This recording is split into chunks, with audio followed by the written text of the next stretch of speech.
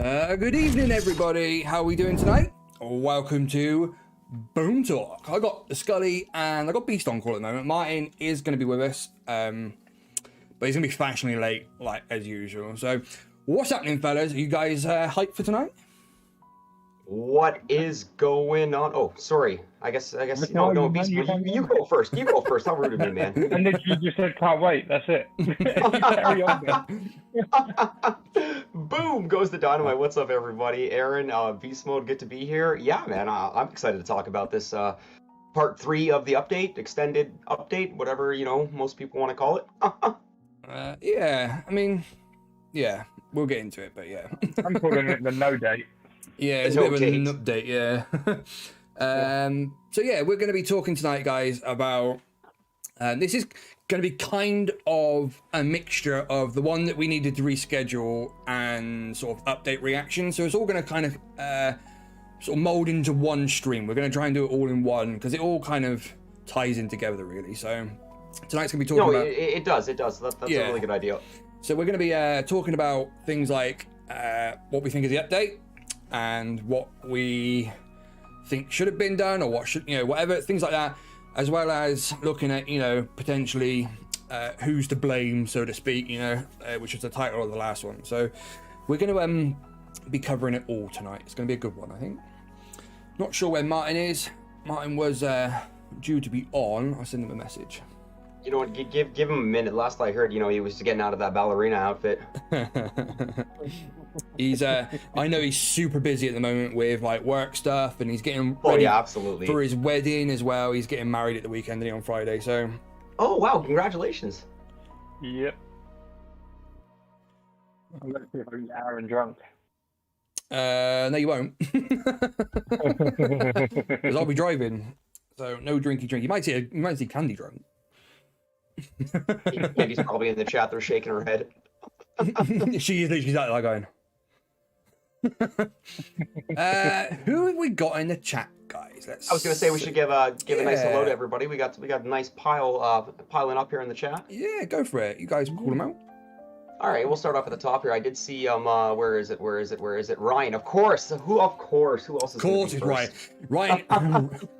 He's got some competition on my channel at the moment because Grunt is always in there first. Grunt's a new Frontlines player, and he's sort of been really active in our Discord and on our streams for Frontlines and stuff like that. And the last couple of streams that I've scheduled, he's got in there before Ryan.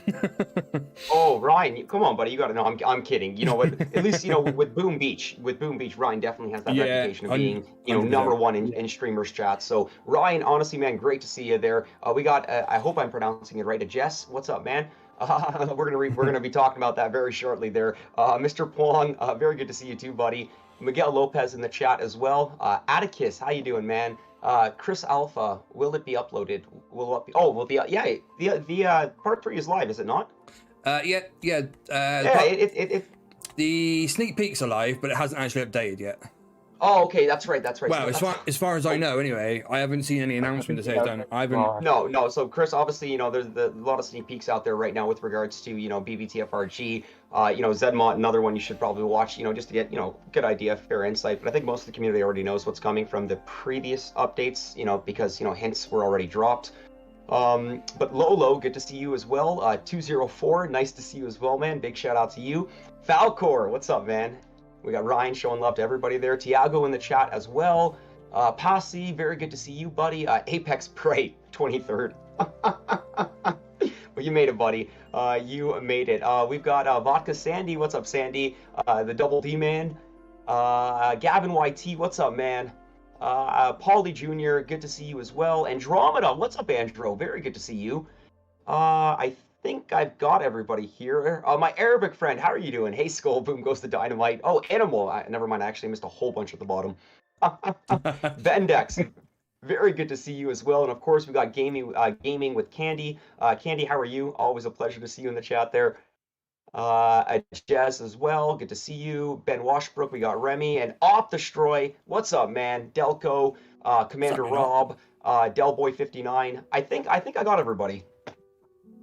Op, if you want to get on call, we mate. We did miss out the main man, KG as well. KG now? Legend KG, I am so course. sorry. Honestly, probably the person I probably should have said first, Legend KG. Honestly, how are you? I'm sorry. If you want to jump on call, jump in our Discord, and I think you've got, I believe you've got permissions to get involved. Get in. I can give them to you. It's not biggie. Yeah, I'm just gonna get my KG command in the chat just to make up for that one.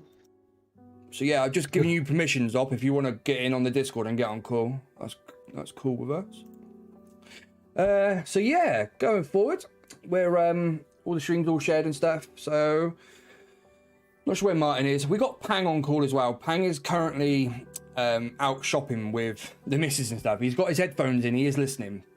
But yeah, he'll be making an appearance a bit later on when he's back from the shops and stuff. So yeah, where do you guys want to start with all this? Because it's a bit of a. Yeah, I guess we should probably start with what maybe what part 3 of the update is coming. You know, of course, Yeah, you know, okay. it was mentioned in all the sneak peeks, but you know, I've got it opened right here in front of me. You know, I can just kind of give a run through of what, you know, what we are going to be expecting for part 3 of the update. Yeah, go for it. Let's do that. Awesome. So you know what, guys? Obviously, we do know that part 3 of the HQ25 update it is dropping very, very soon. You know, it's been broken down into 3 parts, which of course the community, you know, we're all fully aware of. And you know, with part 3 coming, what we can expect is, you know, the proto and weapons lab, +1 proto you can place, +1 level, meaning that we're getting that 4th prototype. And I believe by that +1 level, Aaron, you can probably confirm or correct me if I'm wrong on this. That means that we might be getting Shock Blaster level 4 or Doom Cannon level 4. No, it's literally just you get to place an extra one. There's no. Oh, okay. There's I'm no. sorry. There's no changes to that. The announcement in the Boom Beach channel there indicated beside it that it was +1 level, so that's my bad. Jaden. Anyways, I'll continue after that there, and then it does say that you know, rocket launcher +1 level, shock launcher +1 level, tank +1 level, scorcher +1 level, cryoneer +1 level, mech +1 level, Everspark. So that's exciting. I guess we got a hero getting some love here, +1 level, and the critters are actually getting some love as well with an additional level. And then the mechs are supposed to, mech mod damage plus speed, and they are supposed to be stunning as well. So that is what we are supposed to be expected for part 3 of the update, I believe.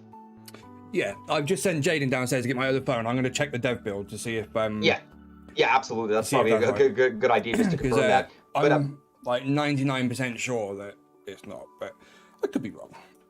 No, that's all right. I was just going by what was announced in the Boom Beach official Discord there. But I guess what we can get from that is what most players are actually talking about, and even what we were talking about before with the update being dropped for part 3 is the proto part, or the prototype, having 4 prototypes on your main island. Yeah. That is going to be very exciting for, it should be the most exciting part of the update, I believe. I think the 4 protos is going to be like the biggest impact from this update, like the entire update. I think the 2 things that are going to be like the biggest things is the statue and the extra proto. But I think the problem with that is, though, even with having this 4th proto, you know, they've gone and upgraded the strongest troop on PvP with the Scorcher. They've upgraded it again, and it was already massively overpowered. Dropping 16 Scorchers was already ridiculously easy. Yeah. You know, drop them and close the game, and you've won.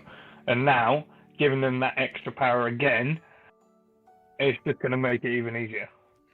That's actually a really good point, because especially now with Mega Crab, you know, ever since we've got the landing craft update to hold 16 Scorchers, it has been game changing. And you know, you literally just drop them and watch. You know, giving them additional level, I feel, is, you know, making an incredibly buffed troop even buffer, if that's what I'm trying to say. Yeah, it's an overpowered troop, making it even more overpowered, isn't it? I mean, the Scorcher, you really don't even need skill to use that troop. It is literally, you know, a drop and watch troop, especially, you know, when you are running 16 of them for an attack. Right, okay. Exactly, Lobo, force flows. I'm just comparing the Weapon Lab 7 on the dev build to the max level on my maxed account right now. The The only thing that changes is you get to put 4 down. It's still only level 1, level 2, and level 3, and all of the statistics for like level 3 are the same as well. So there's been no changes in terms of damage or health, but you get to put a 4th one out. That's it. Okay, so that's still going to be quite game changing, at least for. Yeah. I mean, I'm not a nice player, so I don't push high VP. You know, I'm sure the more high VP players might have more of an input. What's Pang's VP, by the way? Sorry, Skull, say that again. Down now. Oh no, sorry, I was just asking. What's Pang's victory points? Oh, hey, Skull. I got no idea. He was 1100. Oh, there you are, 1100. Okay, so never mind. You're roughly the same amount of victory points as me as well. Then I'm playing casually on VP now for a while now. It doesn't interest me. It seems too easy. What's the highest that you have pushed? I got to global 30 somewhere. Okay, so just and then warships came out, and then I stopped my push. But so I know VP quite well. Well, okay, so first off, I just want to say congratulations. Global 30 or Global VP 30 is absolutely insane, especially with the competition out there and how to obtain it. And secondly, let's put yourself back in that position now. Let's just say, knowing that 4 prototypes were coming to the game, as a global VP pusher, how does that change the game for the VP pushers on defense now, knowing that they're running, 10 boosted ice, 9, 7, whatever the number is now, with 4 prototypes? Is that 4 shield gens, or are they going to be mixing things up? I would say, look, if you compare it to HQ22, it's still easier. Compare it to HQ23 when bombers came out, much harder. Compare it to HQ24 with 11 statues, still harder. But it's still pretty easy, and it's still going to be a one-troop method of bombers. You won't see troop variety yet, so it is what it is in terms of lack of troop variety. Everything will be bomber related unless someone puts a 1 SG base class, and then it'll be HCs. So you'd either rush it with HC, or if it's two gens, 2 shooting, you'll bar 1 shooting defense, and then you clear it with bombers. So I would say pretty straightforward. Okay, so it seems like it seems like it's really not going to change that much then for the high VP players. It will a bit in that it makes it less accessible to be full ice, but not massively. Okay, no, that's great. No, that's some good insight on that. You still can't defend. All playing front line. Yeah, so like I said, the 4th proto is going to be like, the biggest. I think the biggest change for any part of the game really is going to be the proto and the statue. The rest is completely negated by the fact that it's all gone up at the same with all the offense. Had they just done just defense, maybe that would have, tipped the balance a little more to being a bit more equal between offense and defense. But because they put offense up as well as defense, it's basically the same game now as what it was before HQ25. The only difference is we've got an extra statue and a proto. Yeah. Yep.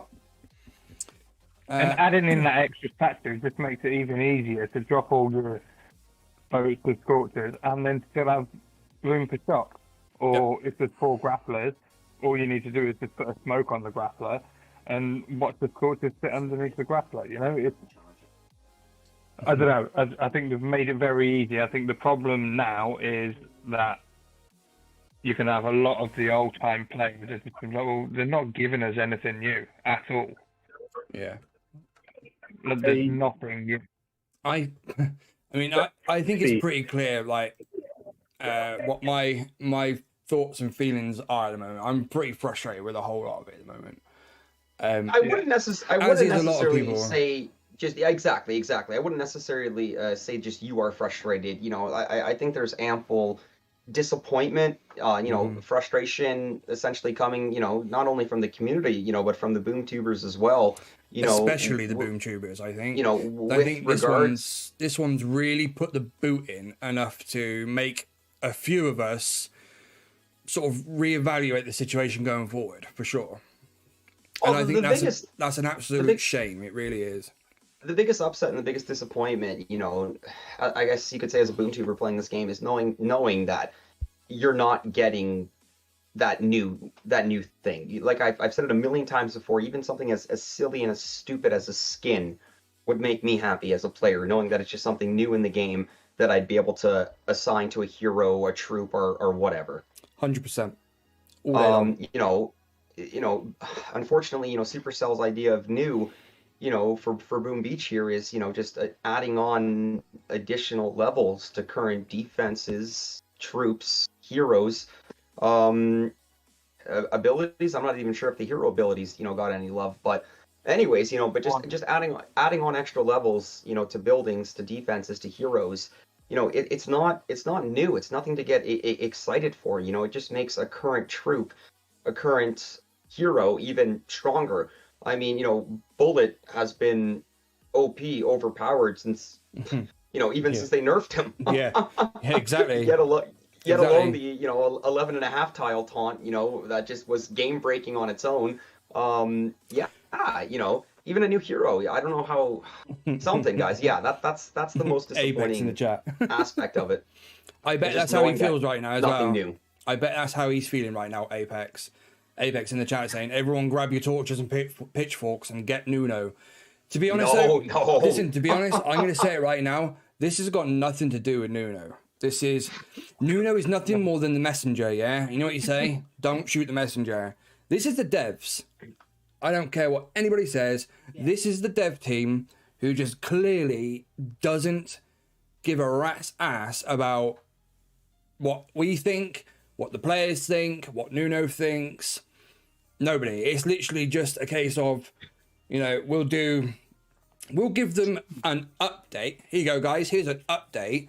But here's an update that's, it's like the minimum amount of effort they could have put in is literally what they've done.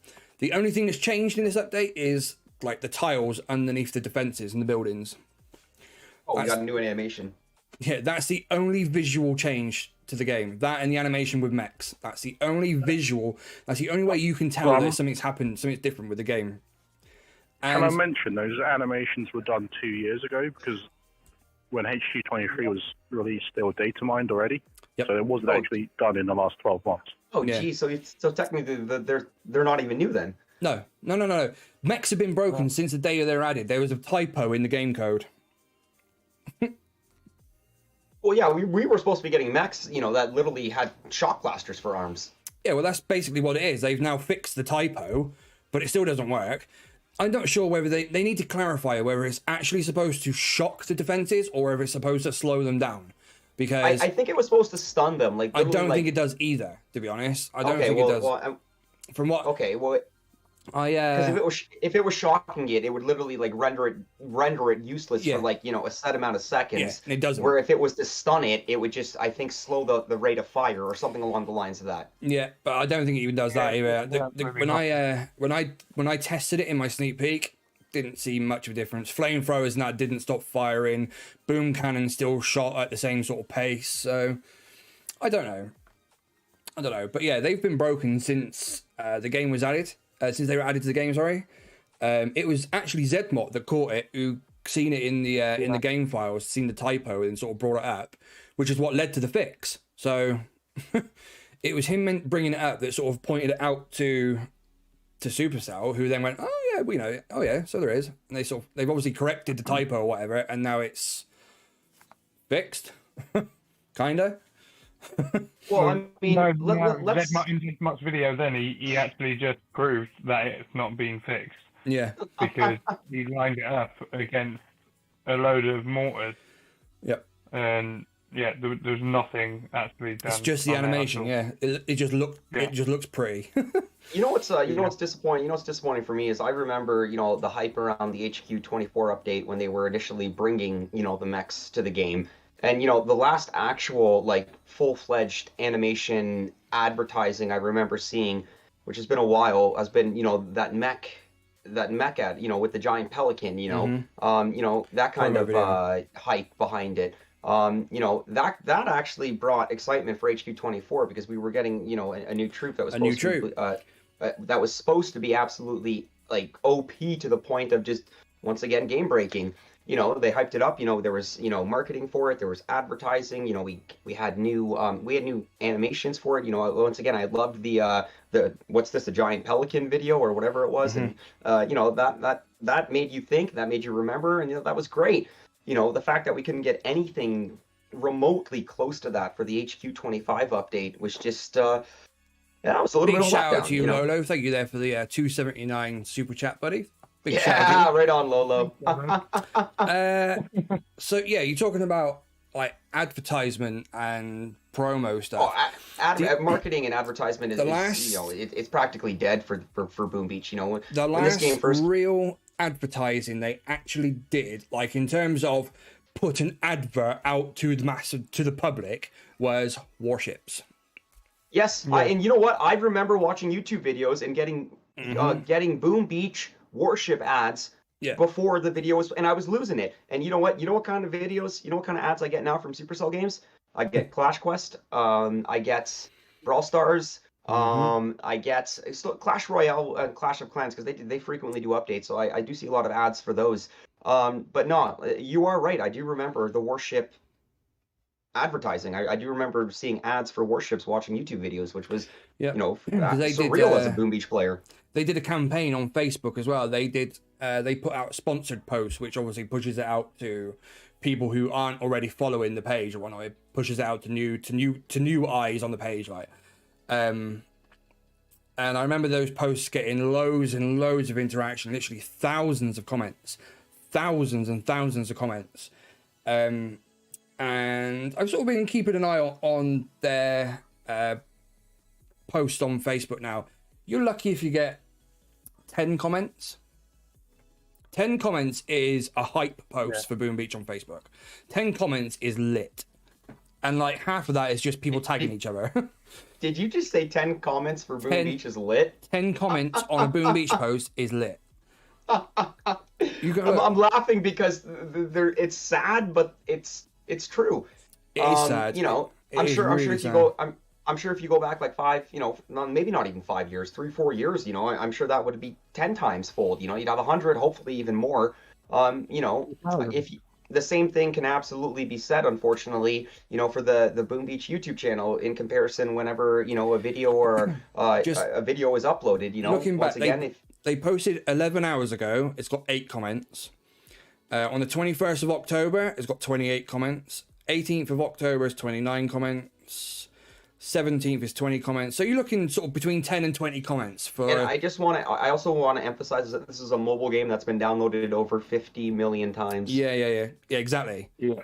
Just to add to the fact that there's 10 freaking comments coming in on a Facebook post, which I don't even know what to say to that, Aaron.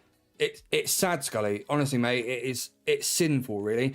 But if I literally just spin back the pages, I like way back, just to do a bit of comparison. Let's go back to. Victor's right here. Why comment when they don't listen? Why comment when they don't listen? Is there anybody there to listen? Well, this is it, isn't it? But that is such a valid thing to say because they don't listen anymore. Like, people have been screaming out for things in the game for years, and all we're getting is HQ updates, and it's rubbish.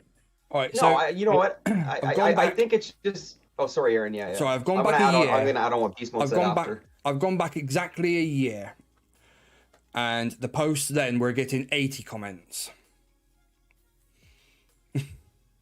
30 comments, 80 comments, 28 comments, 32 comments. So it's been going like that for a considerable amount of time now.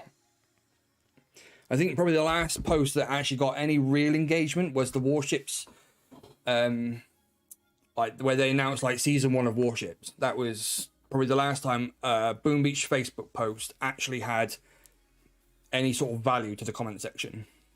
But you know what's crazy? I want to go back to Warships here for a moment, because even when Warships was being introduced and it was in, like, I guess pre-production or whatever you want to call it, you know, going back, I believe it was Drew. Drew was the community manager at the time for Boom Beach when Warships was first being introduced. And then Rick ended up taking over when it was actually launched, I believe. Mm-hmm. And then now, you know, Nunu is now the community manager, you know, well into Warships already being established. You know, that's you know, 3 community managers, and you know, Warships only been 27 seasons. It's how long? What's a year and a half of Warships? 2 Is years? that all? I'm trying to guess here. I think it's Has it been about 2 2 years of years. Warships? 2 years of Warships, yeah, I think so. Holy Yeah. crap! 2 years of Warships. Yeah. Leaf Corrigan saying Facebook is dead. That's half the battle. I can assure you Facebook ain't dead. My Facebook group gets probably 50 to 70 posts every single day, and each post gets 30 to 100 comments. Just saying. Yeah, but I mean, I don't think Leaf is referring to the fact that, you know, you've got an established, Yeah, you yeah, know, I'm just saying you've got an established Facebook Yeah, group. no, I think what he means is that because Facebook is generally dying off, which it is, Facebook is doomed as well. But I mean, yeah, I'll less be honest, people I barely use mine. yeah, there is less people on Facebook these days, for sure. For sure, less people on Facebook this day. And to be honest, if I didn't have my Facebook group on there, I wouldn't be on there.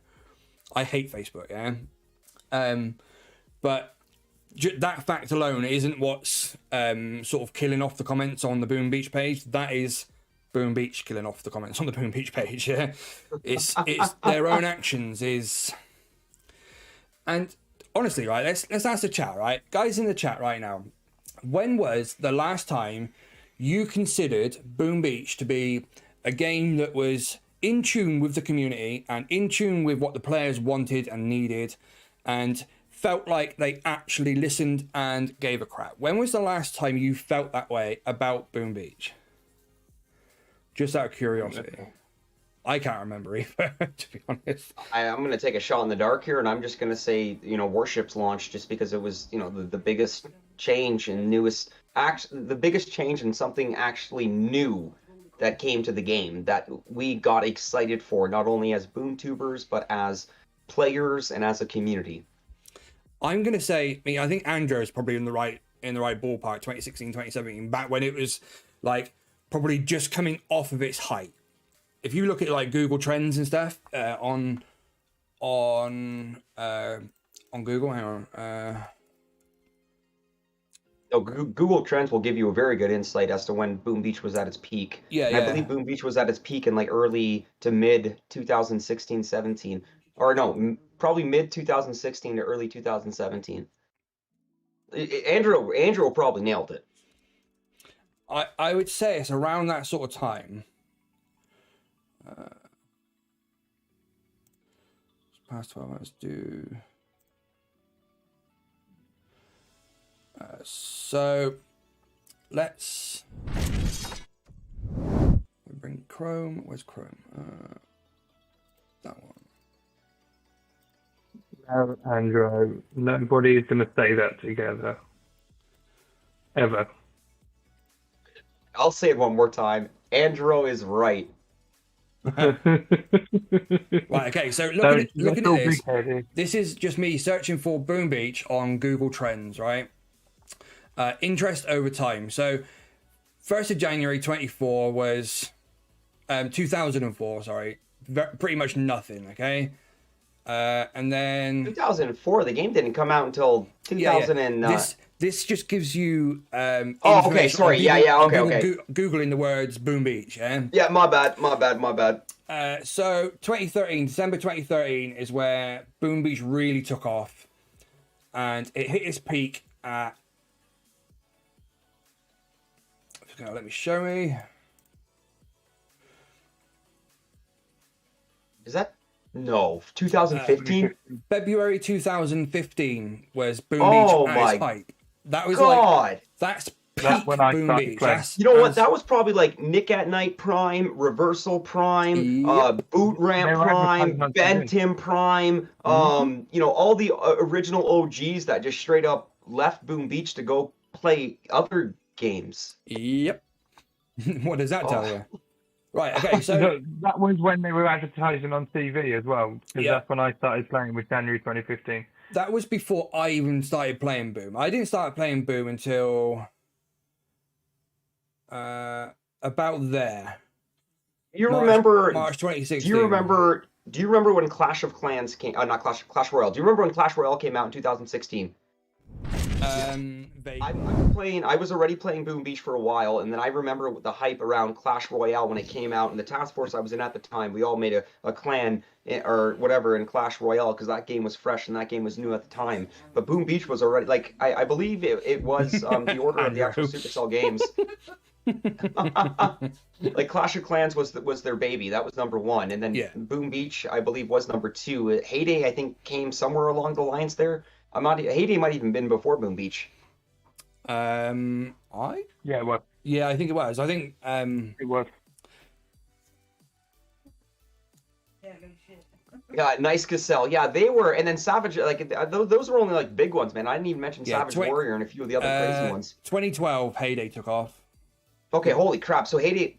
Wow. Okay, that's that. Okay, then I believe it was the same time as Clash of Clans then.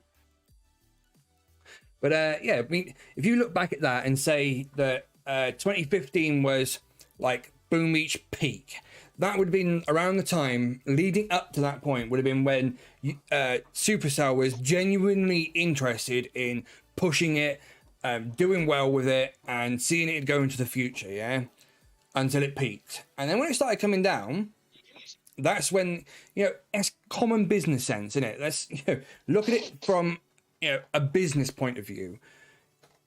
If it's not making the money that would warrant that level of commitment from you know, like the investment team or whatever, then it's not going to get it, is it? But looking at trends now for Boom Beach, you can see why. You know what? It'd be an interesting comparison to compare it to Clash of Clans, wouldn't it? Oh, Clash of Clans is going to be, yeah, actually maybe. Right. Okay. So this is Boom Beach. This is the Boom Beach one, right? Boom Beach search term. Oi, oi. Hey, there he is. Fashionably late, like. Is that Martin Sorry, joined the I'm party? late. So How yeah, are you, buddy? This was Boom Beach, right? So let's change that to Clash of Clans. It's not that different. Oh snap! Yeah, see? But go to. It's still 2016 though, roughly their peak. Yeah, so this is August 2012. The peak is February 2015.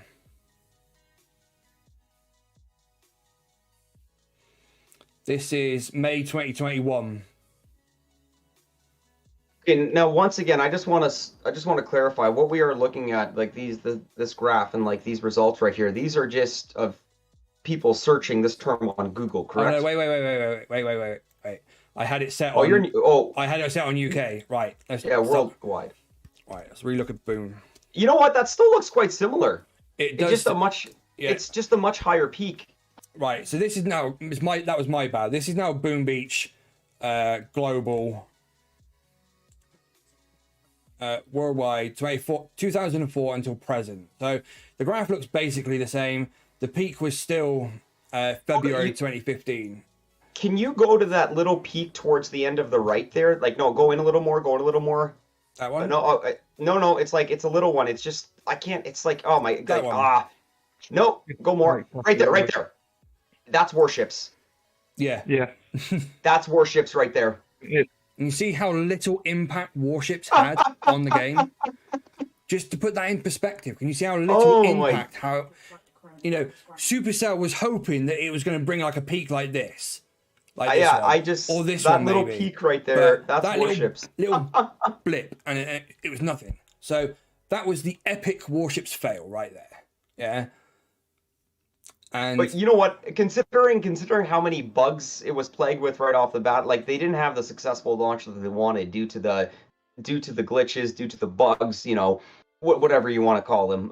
You know, the first few seasons were absolutely plagued with them, and you know, I'm not saying it's perfect now. Take a mental image of this graph, right? So that's Boom Beach global since 2014 until today. Let's take a look at Clash of Clans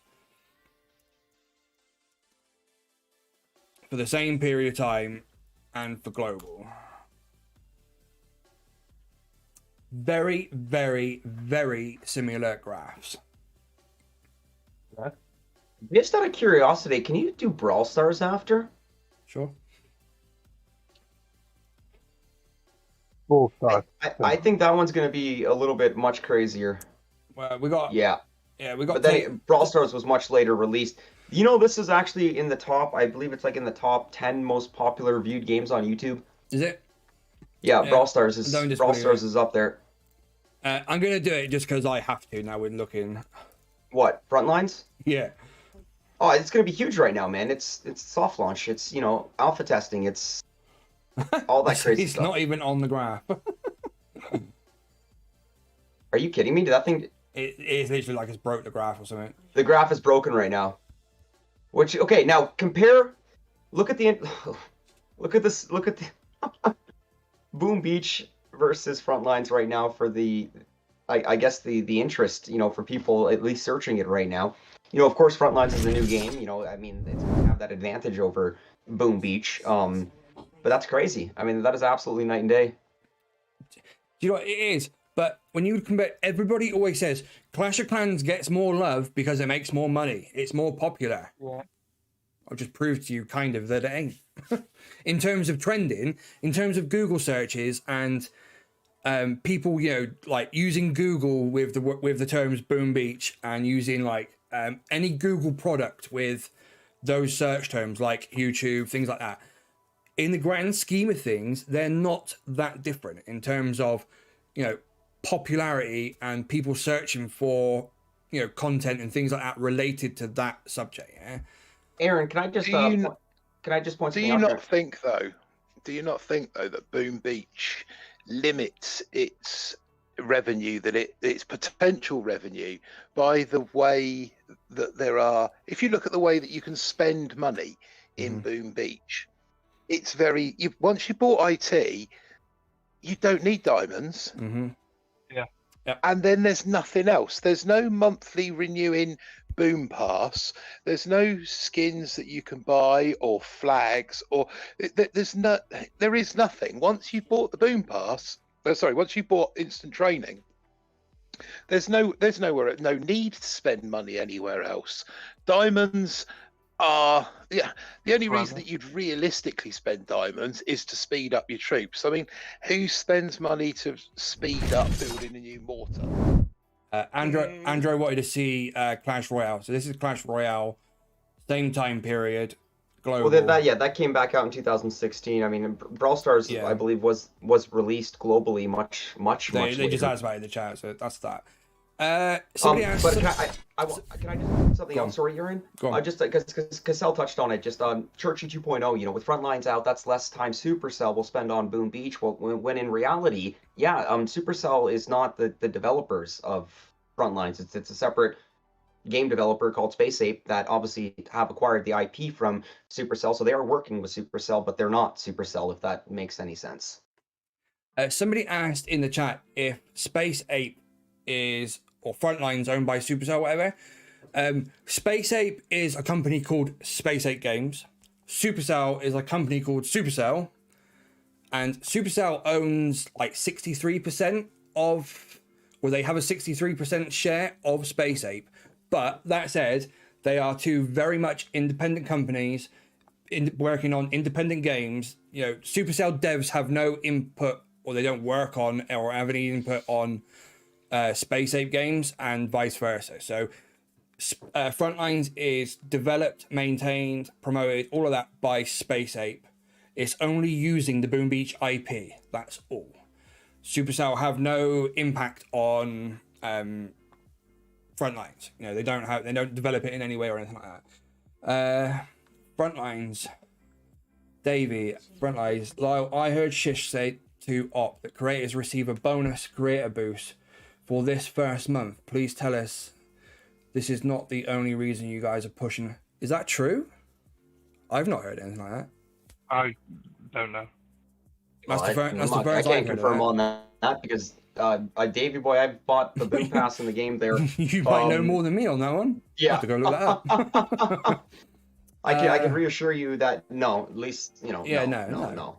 Even if that is true, it wouldn't make no difference to the fact that I enjoy Frontlines now, and I'm gonna go on the record. I will go on the record right now and say, Boom Beach is dead. Supercell don't care. They don't listen to the players. Yep.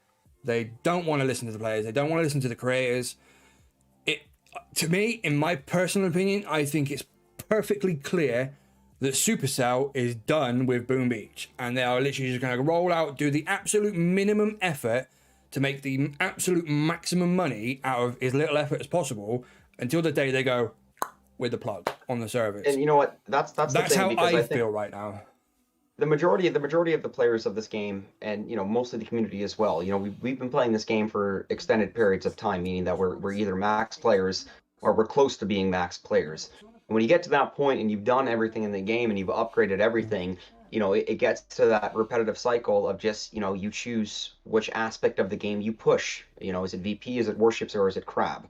And then, that does get quite, repetitive to a point where, I mean, just touching on with regards to Frontlines coming out, with the, the fast pace, the adrenaline rush, the team base, the teamwork, you can do that in Boom Beach with operations and getting your task force on call. So I will admit that, yes, that same sort of experience can be had in Boom Beach with operations, Yeah, all hits lives, having your having your members on call, planning the attacks. But Grunt? you know what?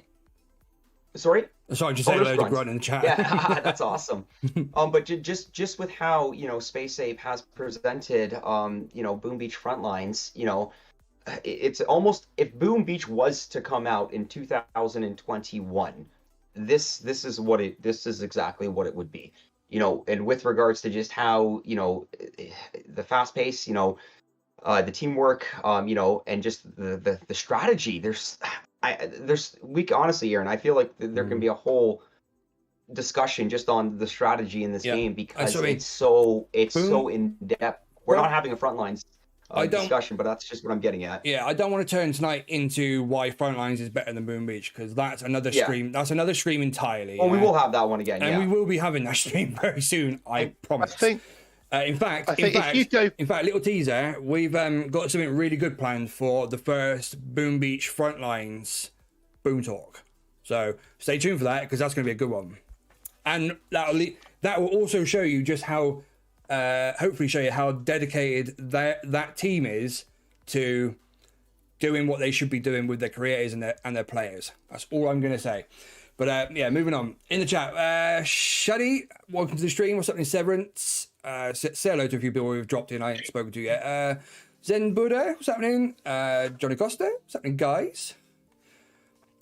I was going to say, I think if you a few names if in you there go that I back to haven't the first ever If you go back to the first ever Boom Talk that we did, where we discussed, I think it might have been the second one, where we discussed like the improvements in the game, what we as players would like to see. Those of us that are experienced, 5, 6, 7 years experience of actually playing the game, there was a huge list of just QOL stuff. What would we Sorry? know?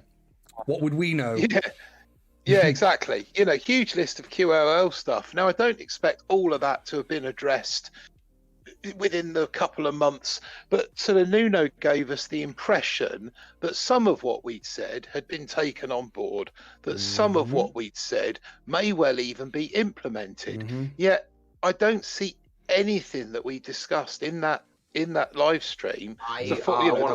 I want to butt in for 1 second because you're wrong, and what I mean by you're wrong is there was one. I can recall at least one thing that was implemented that we were discussing. Yeah, I think there was one thing. That cheap IT for a couple of days. I can recall that we discussed that on a Boom Talk a couple days later. They had that ready for the next crab. And the other thing as well is they tried out some of the offers in the shop that we suggested as well. That's what I'm getting at with they also tried that 3-day instant training purchase. But in terms of content, that on Boom Talk. In terms of content, Nothing.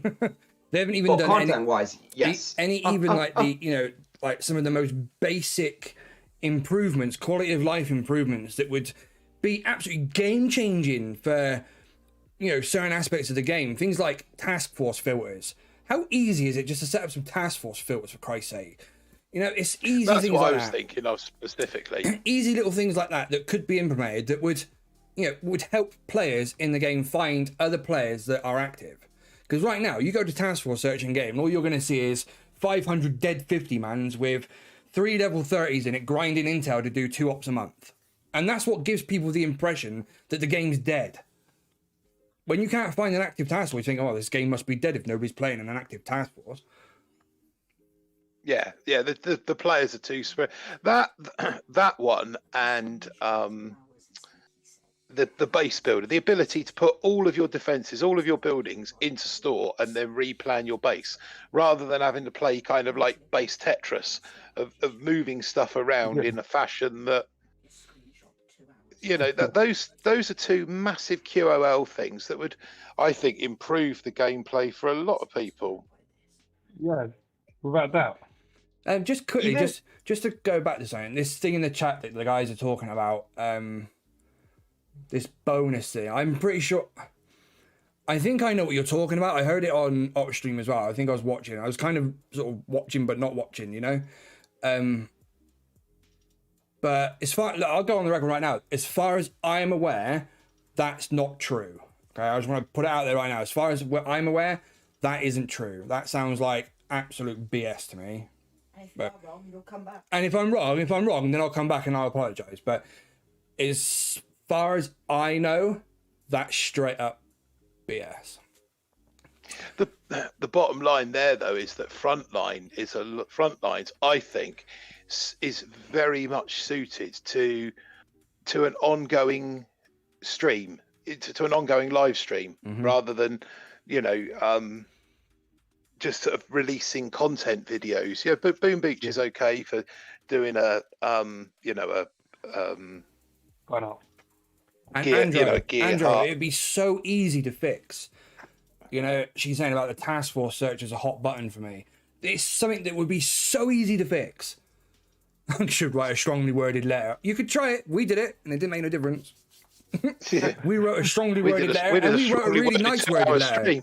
We handed in I think it was like a 3 or 4 page list of things and recommendations and ideas and changes with legitimately, we actually sat back and looked at it from like a realistic point of view, and we took the ideas that people come up with and we made them realistic for Supercell in terms of making it easy to implement and giving them maximum return and as much impact on the players as possible. Yeah, we did all the work, we did it all, and we give it to them. And I was promised, oh yeah, as soon as I hear anything back, I'll let you know. And that was 6 months ago, and I'm still waiting. And it's not Nuno, all right? I know Nuno's going to cop it after all of this, but it's not Nuno. Nuno is a lackey. He's bound by contracts and NDAs and all of that kind of stuff, same as everybody else. He's not allowed to say what he says until his embargo is lifted. It's no different than when we do like sneak peeks. We get a time and a date, and if you post it before that, you get in trouble. Yep. He's under those same rules and regulations. He's not allowed to say and do things until he's got permission to do so. He has no impact on the game. He's not a developer. He doesn't code anything. Nothing. So he's the link between the devs and the he's community. literally just the bridge between the community and Supercell, and he cops all of the flack, which is kind of in his job description. I get that, but this whole update thing is not his fault. And to be perfectly honest, I am not surprised he's gone on vacation when he announced it. I was just gonna say like that. Yeah, I am not in the least bit surprised. Don't expect him to be in the chat today. Yeah, no, guys. he won't be here tonight.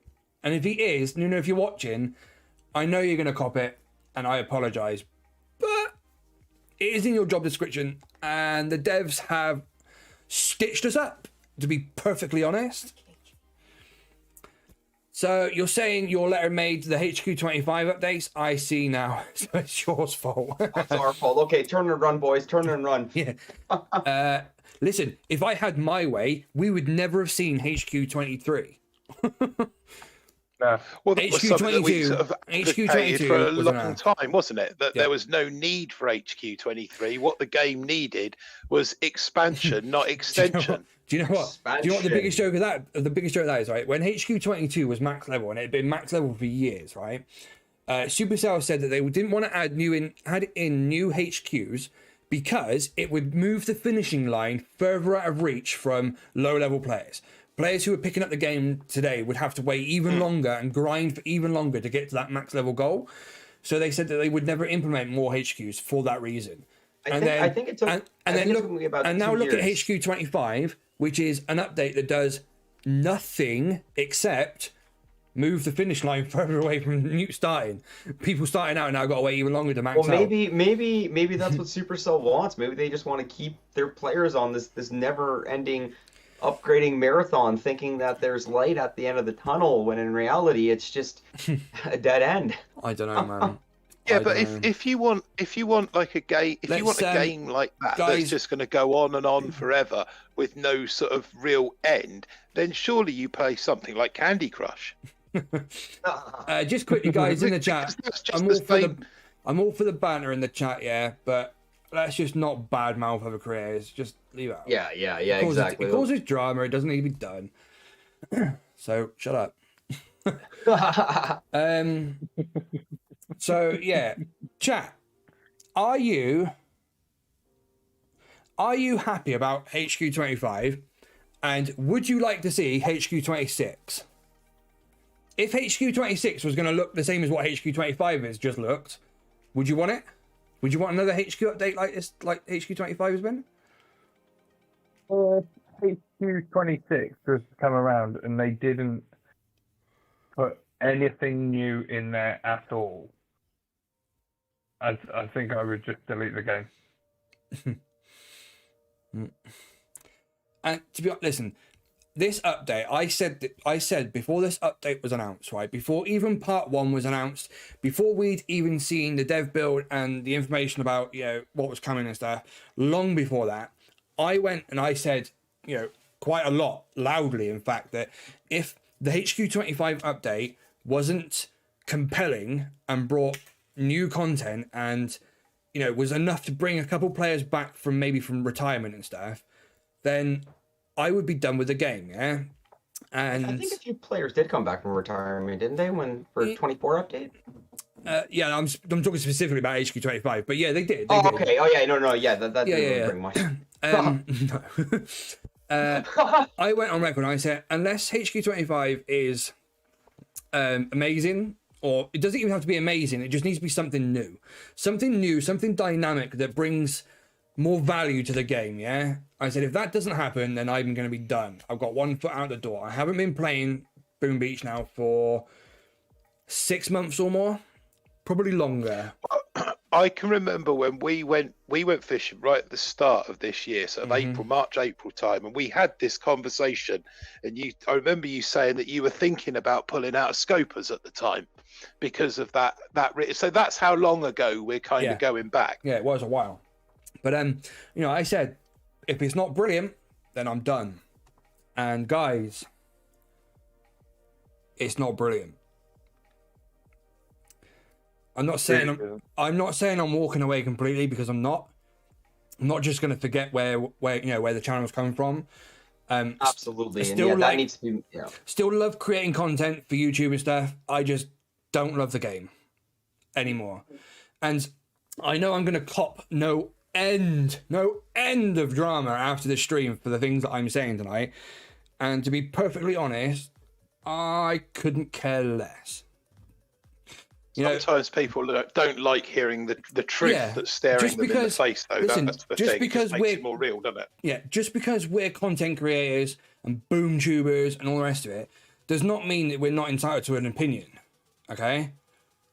Doesn't mean we're not entitled to opinion. And when you get people who shall remain nameless for the sake of everybody's sanity, but most people will know.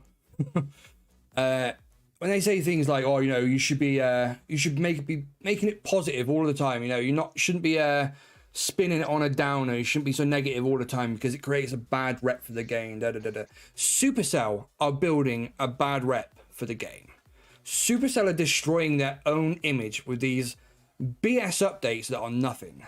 That's kind of where I'm at with it. And I would go on record and I'd put money down and say, I bet that is probably how at least 50% of the player base feels today after them sneak peeks. Yeah.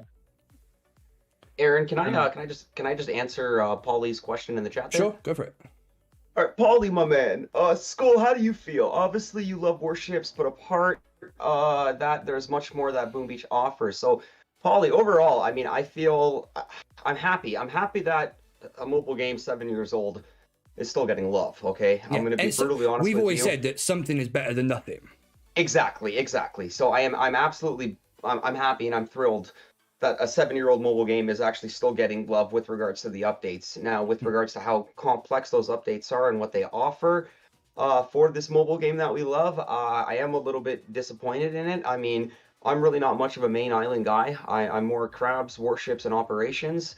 I think the update is good. I don't think they needed to stretch it in 3 parts. I think that was honestly kind of yanking our chains as Boom Beach players and just that's the bit that's annoying me. It's more than anything else is the fact that they allowed us to hype it up, and they hyped us up, which then hyped the community up about 3 parts of why would it be in 3 parts if there's not something at the end of it, Like it very easily could have just been done in 1 part. The fact that it was stretched out over 3 updates, for almost 2 months, for nothing new was upsetting.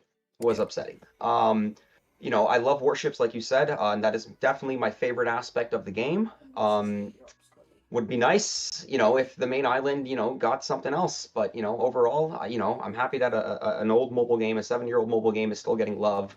I'm slightly disappointed with the update, with the fact that they dragged it on for so long and that they were yanking our chains on it with it not being that exciting. I think the reaction from the community kind of says it as well. Yeah. Now, myself as a boom tuber, like I need to make it clear as well, like Aaron was saying, Boom Beach is still, my number 1. That's what I started with as a content creator. I am playing Boom Beach Frontlines like Aaron. I am streaming it, as well. I'm not quitting Boom Beach. I'm not putting Boom Beach on the back burner. I'm still going to be doing sneak peeks, still streaming warships, still streaming Mega Crab.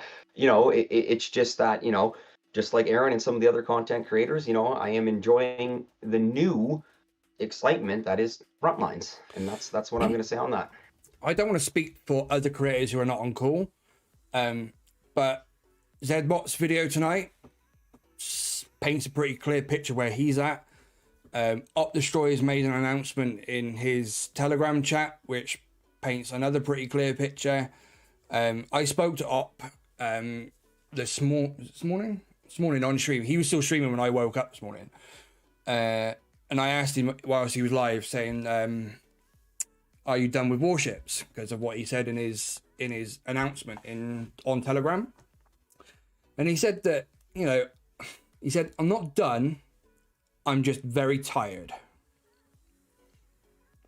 Which I think what people need to understand is as well. I think Aaron, I think we know exactly what he means when he says he's tired. I think some of the community is literally scratching their head. I don't think you guys, I hope some of you aren't taking him literal where you're like, just get some sleep, man, because no, that's not what he means. He's tired from the redundantness, the staleness, the mundane monotony. Yes, of Boom Beach, where every other Supercell game is getting love, is getting updates, is getting new stuff, and we here as BoomTubers are just like begging here on our knees, please give us something. And it's like we just keep getting spit on. I know. Not us. The community in general. I know that warships is. I think that we do it for everyone in the chat right now. We get our biggest enjoyment from streaming. We get the biggest enjoyment from being part of a team. It's not just from the game. We get it from the community, and that's what kept us all playing this game for so long. And people are going to shoot us down and say, "Oh, you're hating on Boom Beach," blah blah blah. But we are playing this new game now, and we're enjoying it again. We're really enjoying the streaming again. Bringing back that nostalgia. Yeah. It's fresh really hype fun. about Boom Beach. I think that's what makes it so appealing for me, is because I'm actually feeling hyped about something that's Boom Beach. Even if it's not Boom Beach, like OG Boom Beach, it's Boom Beach, and it's fresh and it's fun, Just quickly, I want to answer Tuff's comment. He says, the challenge of creating a balance in the tech tree that enables success with different strategies in warships is where Boom Beach has invested development. I'd have to agree and disagree with that.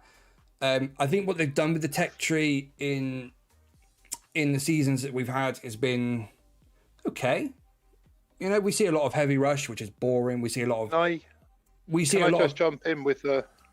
One sec. You see a lot of the same metas overall, but they've also just left that to rot away at the wayside, because that on its own is one area of the game where they could make a couple of changes and the whole thing of warships would be super exciting and super dynamic and brilliant, but they won't. It was one of the things that we took away. We came away from that boom talk with, about changing up the multi-nodes so that you could have a choice of statue rewards on some of the choice nodes that you could pick between rocket launchers and troop health on a particular node, and then also having deck choices, because at the moment, as you said, it becomes very much of a follow the leader, doesn't it? Yep. Yeah. Scully will know this because he sort of streams up there at the sharper end of warship. You know what? But you are copying what the better guy is doing, and you are hoping you can get to his rank. And when you get to his rank, you see where he's at, you copy his pace, and you continue. Exactly that. Whereas if there was more variety in bases, that you had to make a choice. I just have to also say that that's not obviously how everyone does play. I mean, like, a lot of the competitive players higher up in warships, if you are competing, you are looking at that leaderboard and you are copying a base from somebody that knows what they're doing, and you are using that. And that's a very dominant strategy in warships. It's very rare that you find those individuals. Now, they are out there, but it's very rare that you find those individuals that will build their own bases. There's a lot of repetition and there's a lot of copying bases in warships. I do, because I'm so lazy that I just throw things in here, there, and everywhere. It's less thinking for me when I have to build a base. There's a lot of trial accounts out there. There's a lot of people, or even syndicates, for example, that own multiple accounts that will set a base up on one account, run it for 20, 30 attacks and see how it does. And if it loses those attacks, then that account's just written off for the season and we move on to the next one, until eventually they hit on a base that is good, that does work, and then that's the one that spreads. It spreads like a virus throughout the community, doesn't it? That you can be playing warships and come across this great layout, and 6 hours later everybody's got it. Like it's the no point coincidence. is, warships is two the same. There's no diversity in warships, is what the point is. It's not enough, though. They could make it a lot better, but they don't listen. Just quickly, I want to read Davey Boy's comment in the chat from a few minutes ago.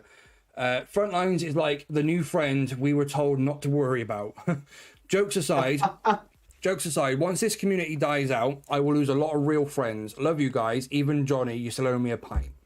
And that right there is why so many of us are still here. Because of the friendships and the relationships that we've all built in the community. The community itself is literally the only thing that's holding this game together. It really is. If the community was to walk away today, Supercell would have absolutely nothing. They'd have nothing. And it's because people in the community have built such strong relationships and camaraderie and love for one another that a lot of us are still here. And you're right, it will be an absolute shame when it does die out, and it will, but when it does, a lot of that is gonna it's just going to dissolve. It's going to be like it never happened, and that You know what? that right there is a That's- shame. It's going to be an incredibly sad day for the game and the community. Now we're not saying that that's where we're at right now, guys, because no, that's not the case. As long as there are still people we're a playing long this way game, from as long as there are still content creators uploading content for Boom Beach, as long as there's still Boom Tubers uploading, as long as we are still playing this game and uploading content, this game will still live. And the camaraderie goes hand in hand with that, because I still talk to people, like I've been playing this game for 6.5 years, whatever. You know, I still talk to people that I've been playing with 5 years ago. You know, there's people that I've worked with 5 years ago in the real world that I don't talk to. I don't care, you know. Yeah. But, you know, there's friends in this game that I've met, you know, Five Savage, perfect example. You know, I'm just saying, you know, there's people that I've met in this game, you know, almost half a century, I gotta stop doing that, half a decade ago that I'm still talking to, and you know, I'm still in task force with, and you know, you can still shoot the shit, the camaraderie, and have just a wonderful time. 100%. The community is literally like everything for a lot of players, because the game, you know, a lot of players would say, you know, yeah, the game is, you know, it's a bit dead, it's dying out because they don't get any updates, doesn't get any love from Supercell, but you know, my task force is the reason why I still play. I love hitting hops with these guys who I've been playing with for 12 months, 18 months, 2 years, whatever. It's for that fact alone that they're still playing. And that is the problem. The reason I'm still playing. That is the problem. It's the fact that that is why they are still playing. They're not still playing because the game is awesome and fresh. And I think Supercell is leaning on that fact way too hard. Oh, they're using it. Let's just say that it's being used as a crutch, right? Like, you know, Exactly. We're not saying that they know. We're not saying that that Supercell knows that the Boom Beach community is so loyal with each other that they're going to keep playing this game no matter what. So we don't need to keep making new content for them. But you know, I kind of feel like that's how we do feel. Yeah. Yeah. That's the reason that we actually do things like this, like Boom Talk, like Bullships, like the Frontline Stream. We do it for the community. Yes, there, you know, obviously there is a little bit of revenue that comes in through YouTube and through the code, and I think a lot of people kind of, you know, there's a lot of accusations flying around about, you know, it's all for the money. In real terms, there ain't that much money to be. I mean, I know for a fact the three of us today that have spent the money that we made last month on diamonds, haven't we? Diamonds, instant training, you know, all those. No, we spent it on gems in Frontline. Oh, that's right. Which right there is an issue. That means we can then present the game at its most developed stage, which gives us more enjoyment. But I was watching Aaron's stream and listening to him play earlier while I was sort of doing stuff, you know, just general around the house stuff for the wedding, what have you. And I was able to kind of comment on YouTube, jump on and off, play a couple of games whilst you were. And I love that format of having different people jumping on call. You know, you hosted a 4-hour stream and you had all sorts of people jumping in and out of the Discord chat group. You were able to squad up with, you know, I think from a streaming, especially from a streaming point of view, this game is made for streaming. Yeah, 100%. Frontlines really lends itself towards... It is like the perfect game for content. It's like, I'm going to give you an example here. Brawl Stars, like Clash Royale, and now Frontlines kinds of falls into this category. That fast-paced team. Well, I guess Clash Royale is in team because it's one. But anyways, that fast-paced action where games are not very long and just. You guys know what I'm saying here. Just long enough to keep your attention. Yeah, there's the perfect amount of, you know, the perfect length of time. You can go one way or the other. There's a few ways of playing it. There is a fair amount of strategy involved. It's great. And the fact that you can literally just friend anybody in the game, you're not limited to a team of 5, 10, 25 or 50. You're limited to a team of 1,000 people. You can have 1,000 friends in Frontlines, So I that, can only have 98 friends in Boom Beach. Come on, man. so whenever you log in, you can have friends online, and you just go right, invite. Oh, you squad up them. You squad up together and you go play some games. And after you're done, you leave the squad, and that's it. There's no task forces. There's no intel to collect. There's no stress. If they actually have the time and they're on Discord, you take it to the next level, and what do you do? Put them on call, 100%. You put them on call. So much better when you got people on call as well. It really is. It really is such a good game. But like I said, we're not turning this into why Frontlines is better. Yeah, no, exactly. So I'm curious if what Supercell's next move is. What do you think is round the corner? Do you think there's going to be an announcement about anything? Do you think they're even going to acknowledge the fact that they've, pissed a lot of people off? No, of course not. Obviously, the same as there was all the hype about the Infernal Slushy Maker and the videos and all that went, and we all kind of went, oh, what's this? What's this? What's this? And before you knew it, it was over. There was no Infernal Slushy Maker. It was just a comic book storyline for everybody to read along. Yeah. And then the summer rolled around and we got Dr. T's secret volcano lair. And there were all the videos and the hype and the pictures. Do you remember we did the stream where we took apart those sneak peek pictures that each boom tuber got sent? Yeah. Oh, boys. Yeah, and don't even mention the Morse code. The amount of time and work that went into cracking the Morse code on the lines. What does all this mean? What's it all about? When you get a message when you get a message late at night saying, I think the Morse code's changed in the mines in games, can you check it? And you go and look and you think, yeah, it's different. And then you stay up 3 hours hassling your dad and trying to figure it out. We sit up until 1 o'clock in the morning to crack the code, and it leads to nothing. Do you know what I mean? Literally, it was no more. It was no more than a tabloid cartoon storyline for 6 weeks across winter to, I don't know what, to justify the fact they put snow in the game again. That's what Dr. Terror's slushy machine was, right? At the snow machine. When they finally sort of said, it was just it was just part of the winter theme, it was just a bit of fun, to roll in the snow theme and all that.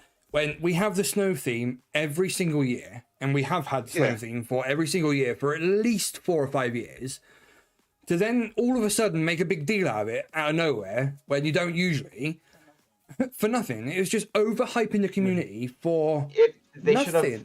If they were going to do something like that, they should have given us Dr. Terror or some evil ice cream machine that shoots exploding ice cream balls, just something to go hand in hand with it.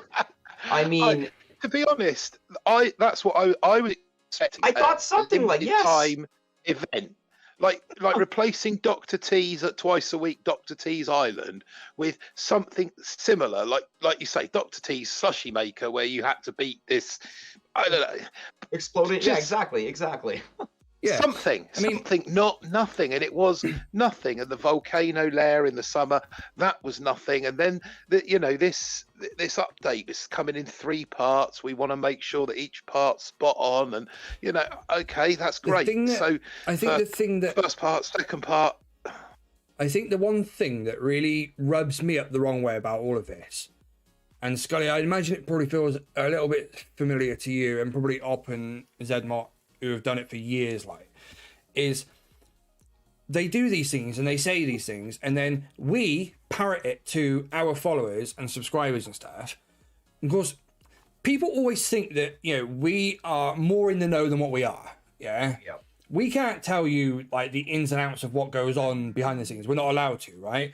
But people always seem to think that we're always in the know, as if we know everything all of the time. Yeah, and the opposite couldn't be more true. We don't know anything about anything until hours before you guys find out, right?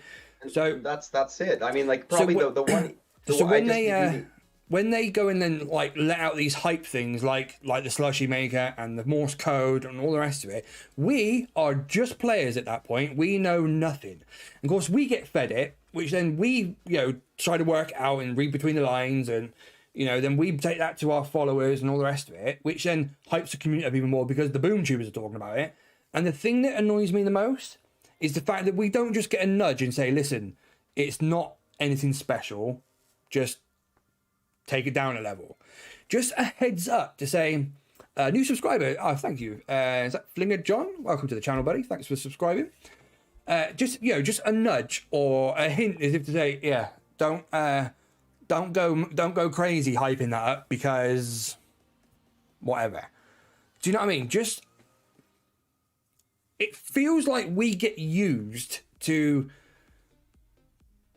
do the bidding of Supercell of hyping things up, and then I don't know, and then we get told you're not allowed an opinion when you say Supercell's bang out of order for that. That's crap. Do you know what I mean?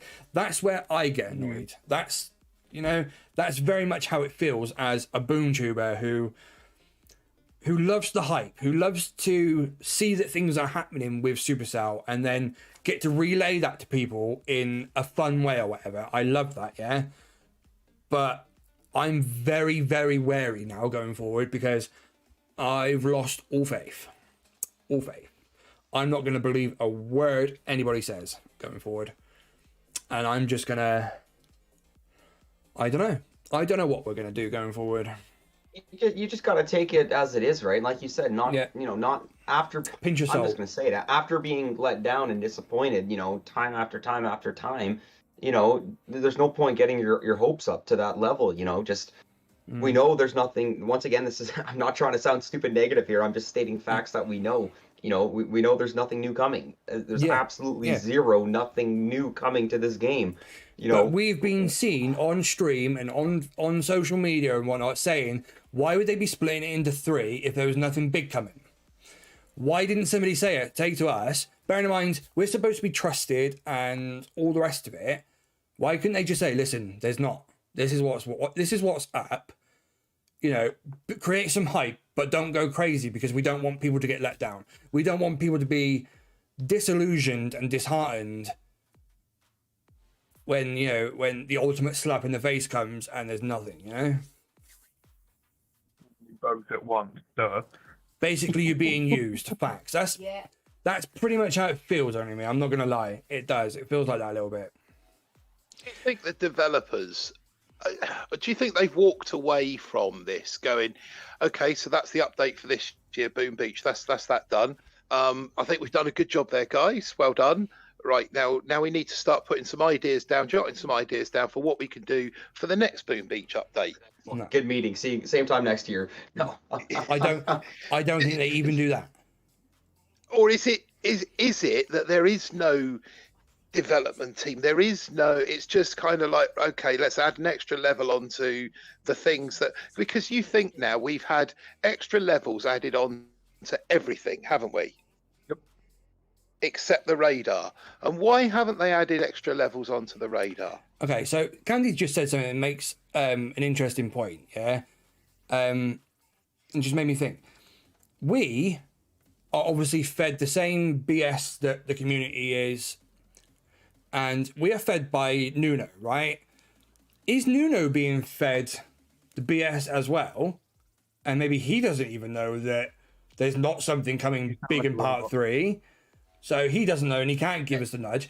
But who is it who's making the ultimate decision to say, right, HQ25 is going to have this, this, and this? I'd like to know who that person is because I'd like to tell them what I think. I think we're going down the rabbit hole right now. Like, I mean, for all we know, it could honestly be like that. Like, Nuno could be left in the dark, with a certain amount of things. I know for a fact Nuno is kept in the dark on a lot of things because there's been times when I've asked something assuming that he would know because he's CM and he hasn't known and he's had to go and ask, yeah? So he's not completely in the know and stuff. So I think he's fed BS by the devs. I think this all 110% lands well and truly at the feet of the dev team. The dev team, whoever they are so out of touch and so stubborn to come and speak to the creators and listen to the players because honestly, I think they don't give a shit. Is it? To be perfectly Is honest. okay? I gotta say, because you just said it right there. Is it a matter of them being completely out of Does it touch stop with, that with for the me community or manager, or do they not care? I don't think that I honestly don't think that they exist. I don't believe that there is a full-time, devoted, dedicated Boom Beach development team. I think that they are that the people that Being run by the produce interns or the cleaners at this point. the people that have produced this update are either a part-time dev team or they've just taken one member out of each of the other teams to do a quick bit of coding for Boom Beach before they go back and work up there. Because there's just, like you said, there has been nothing added of significant difference. There's no value. This update has zero value unless you're like a global leaderboard pusher with 10 items. Really. Yeah. That's what I mean. Listen, since HQ23, I've been dead sent against every single one of these updates. I think HQ updates are a cop-out and just an easy way of saying, right, here's an update, enjoy it. Because so many people have the opinion of, right, okay, yeah, so anything's better than nothing, I'll give you that. Anything is better than nothing. But when you're given nothing, but nothing is being better than nothing, when these updates are literally nothing, the game doesn't change at all. After you max level HQ24 compared to max level HQ25, to the person playing the game, it feels absolutely no different. To the everyday player, it feels absolutely no different. The same ratio difference between offense and defense is still the same. It's just more on both sides. But they're still the same. They're still going up at the same levels. Have you done the sneak peeks for?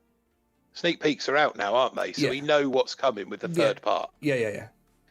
I can remember back in the summer, we were chatting away about, what potentially, and I think we all agreed that Scorchers would probably get a bit of a nerf because there was now 2 of them. They were so OP that they would probably get a bit of a, no, what are we doing? We're having an extra level on them.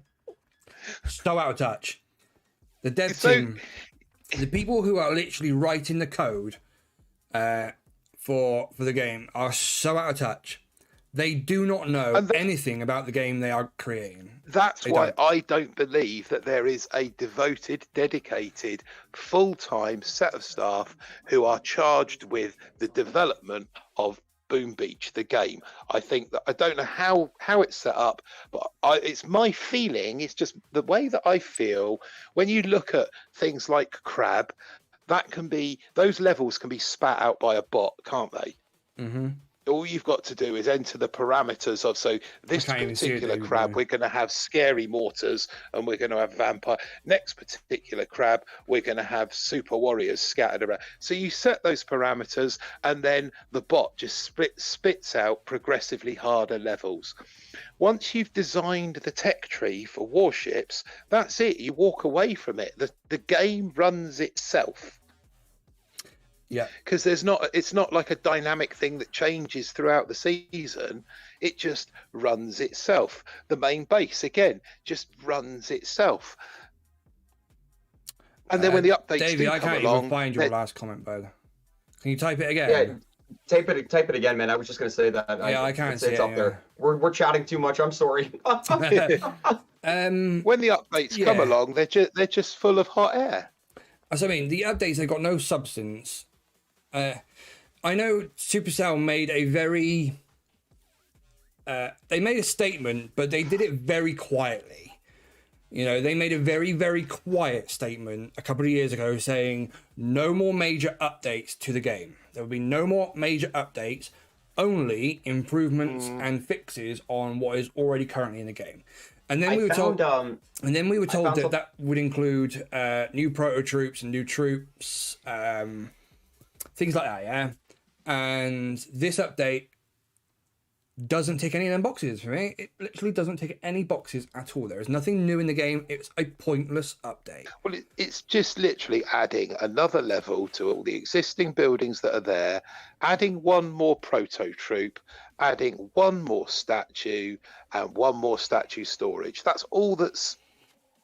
Yeah. and the ability to load one more rifleman on a landing craft. Oh, whoa! Come on, that's like the best part. The one extra Game rifleman. changer. Yeah. And what? And two extra GBE to your baseline GBE. Yeah.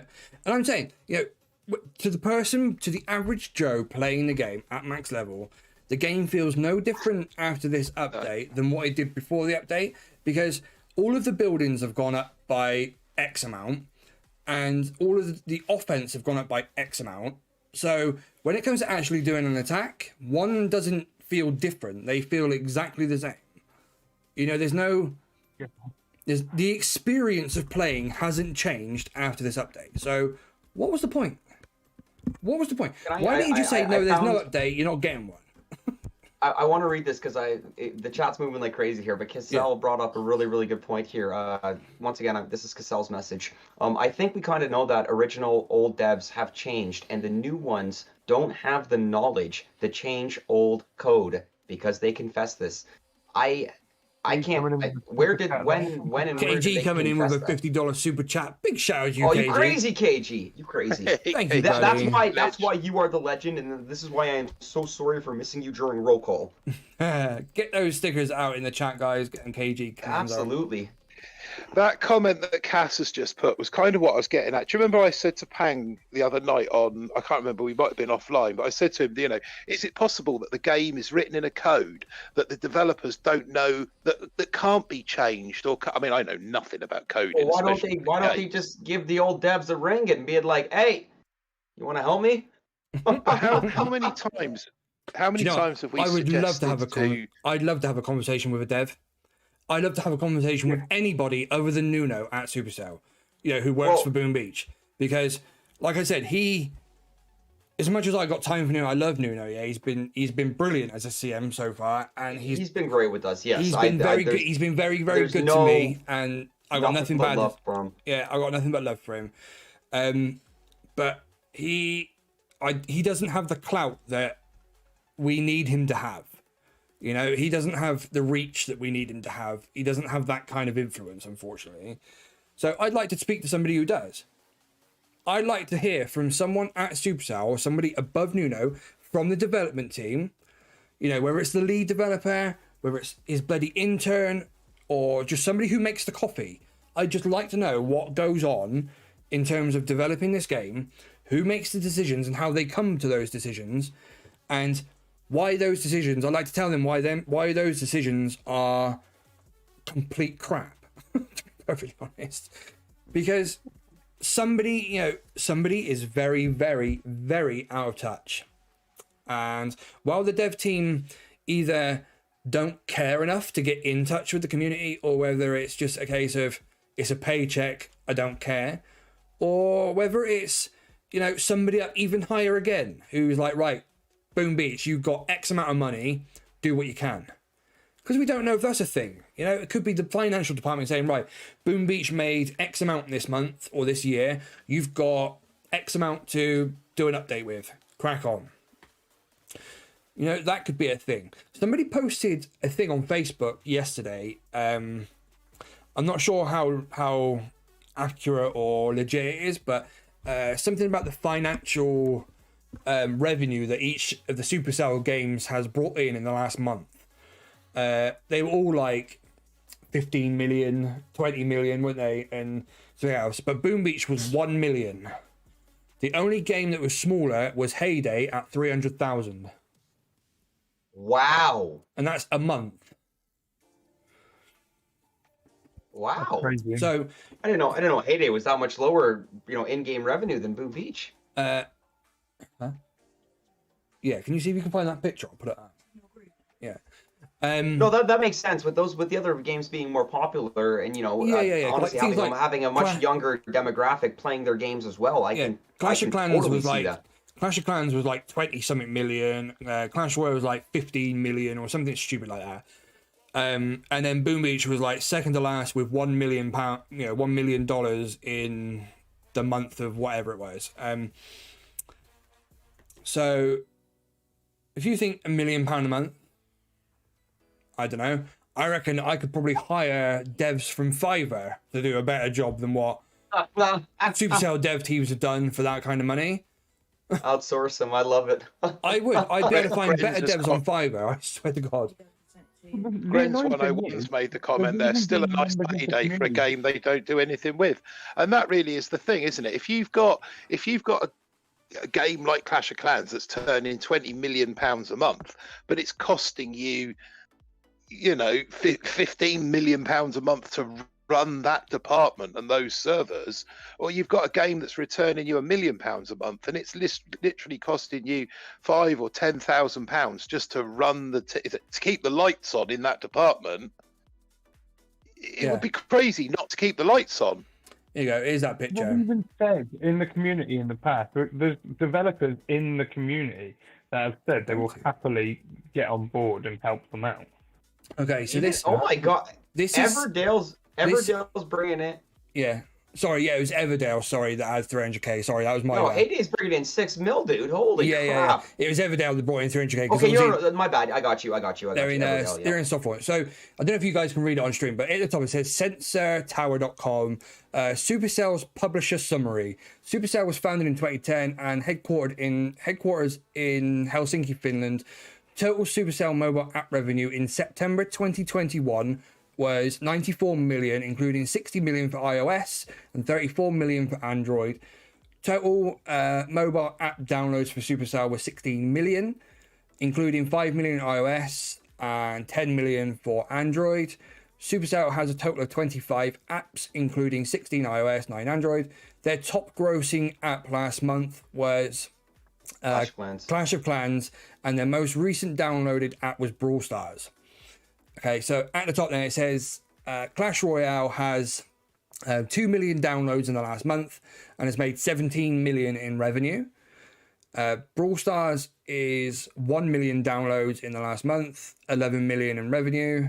Clash of Clans is only 1 million downloads. That's interesting. 23 million in revenue. Heyday's 700,000 downloads, 6 million revenue. Everdale is 200,000 downloads for Everdale, 300k revenue.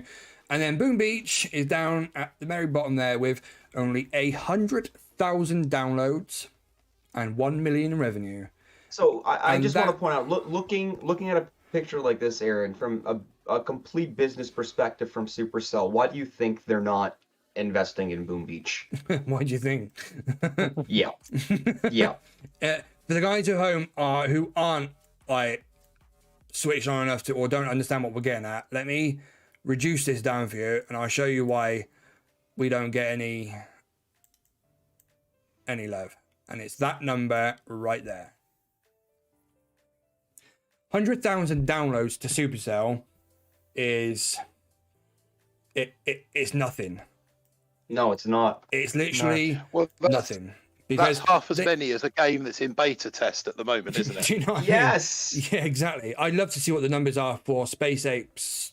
Frontlines. Yeah, me too. No, I'm stupid curious. But then actually, no, it's only in Canada, other than those using VPN. So I think it actually might be the same or maybe lower. Maybe there's only 50,000 in the Discord. But then again, not everyone that downloads joins the Discord. So 100,000 downloads. They'd normally do that by lunchtime for the big games. If they would open up at 8 o'clock in the morning, they'd have 100k downloads by lunchtime for the most popular games.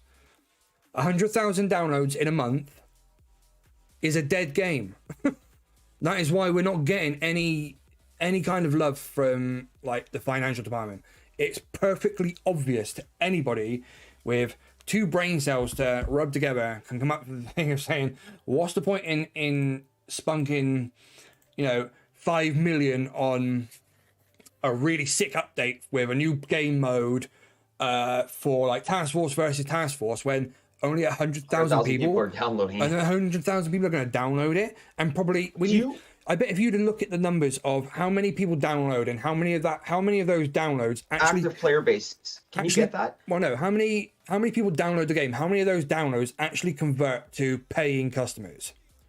I bet it's not much. much. And I bet you for a game like Boom Beach, it's nothing.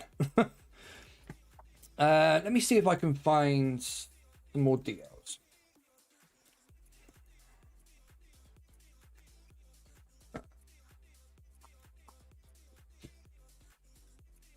What did you want to know? What the what was? Yeah, that's true, Philip. He did say that when he did his interview with Chicken. Nuno essentially said that they are not developing anything new when he spoke to Chicken, reading between the lines. Listen, they went on the record, mate. They put an announcement out very quietly a few years ago saying no more major updates to the game. That was just after Warships. But yeah, I'd love to know what their number of downloads. I wonder how many of those actually convert into regular paying customers. Like out of 100,000 downloads, how many of those players are going to buy instant training every month? Well, I mean, I don't know. Obviously, I don't have stats looking at your fellas' creator codes, but looking at mine, obviously, there's not as many people playing Boom Beach now that there is back then. Out of 100,000 people, I'm honestly going to take a guess and say that probably 1%? Probably no, maybe a little bit more. 10? I'd probably say 3 to 4,000. 3 to 4,000 people probably spend money on the game out of 100,000. Andromeda's said in chat that I'd harass friends to download the game if I got free diamonds or something. Which the diamonds, the power powder, and I'm with you, Andrew. Granted, I only have like 2 friends, but the trouble is, Andrew, that those 2 friends already play Boom Beach as well, isn't it? So you can't even hassle them to download the game. But I think that needed to happen a long time ago. I think the game now has shrunk to such a point that even if we all got, an extra power powder or 5 extra diamonds for every friend that we invited, I don't think you're never going to expand the game to a million downloads a month from where we are now. I think it's too late. I bet you if you could see the stats for when Boom Beach was at its peak back in mid 2016 there, or early 2016, I wonder what those numbers were then. That would be cool if we were able to get a comparison, because I bet you it's probably tenfold. You probably have 10 million coming in, wait, that's a day. That's revenue coming in a day or a month? A month? They're probably that 1 million was a month. That was last month. Okay, they were probably bringing in, I'm going to say 10 times full, 10 million a month, back in 2016. Oh, Christ, yeah, probably more than that. Yeah. Look at Clash of Clans, okay, 2012, 2013, that game came out. That game is freaking older than Boom Beach, and that game is bringing in $23 freaking million a month, or at least from what the statistics were showing from what you had up on the screen there. That's crazy, They got it right. They got it right on Clash of Clans. Every little aspect of the mechanics, whatever, they got it right on that. Yeah. Boom Beach has and it's a damn shame Boom Beach didn't get it right like that with the mechanics when it comes to flaring, using smokes and just the different mechanics that Boom Beach offers. I'm shaking my head at it, man. I'm like, do you think that it's about mechanics, or do you think that it's about appeal? That Clash of Clans just appeals to the right market. It appeals to a group of people. Clash of Clans. People, if you look at the Clash of Clans picture and you look at the Boom Beach picture, I'm definitely telling you, like, majority of the people would probably click the Clash of Clans picture just because they like the barbarian looking medieval whatever. Yeah. You see some chunky looking cartoonish army guy. You're like, okay, whatever. I want to look at this other thing. Boom Beach is very niche in terms of mobile games. It's very, which is probably why it has such a tight community. Yeah, definitely, for sure. But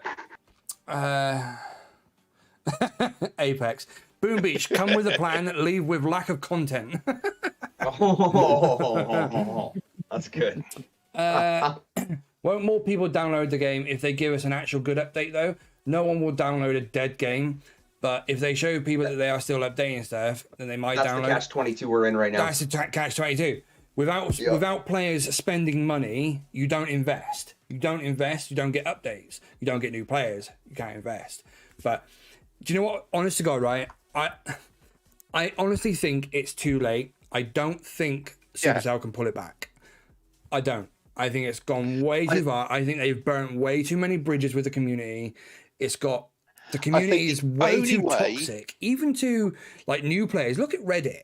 How many posts I've seen on Reddit where people have put posts up saying, just downloaded Boom Beach for the first time. Is it worth playing? I've never really, I've seen it on TV years ago, whatever. Is it worth playing? And you'll get like 80 people in the comments going, nah, dead game, bro. Supercell don't care. They never get any updates. It's boring, mate. Yeah, don't bother. Play Clash, play this, and play that. Which, there you go. There's your answer. There's your answer. Yeah, I think the damage is done personally, but I think the only I would love to be proven wrong. The only chance, the only lifeline that Boom Beach has now got is that, sorry to go there again, but Frontlines draws enough people to the Boom Beach phrase that they go looking at the main game as well, and that's the only hope that it's got. And I don't think that there's much chance for it like that either. I didn't even think of that. That's actually true, and most likely we might see a slight increase in Boom Beach due to that nature. You know, players unfamiliar with Boom Beach looking at Boom Beach Frontlines for the first time, realizing that this is actually, you know, this is a game that IP has been taken from another game, so they might check the original game just to see what the original game is like.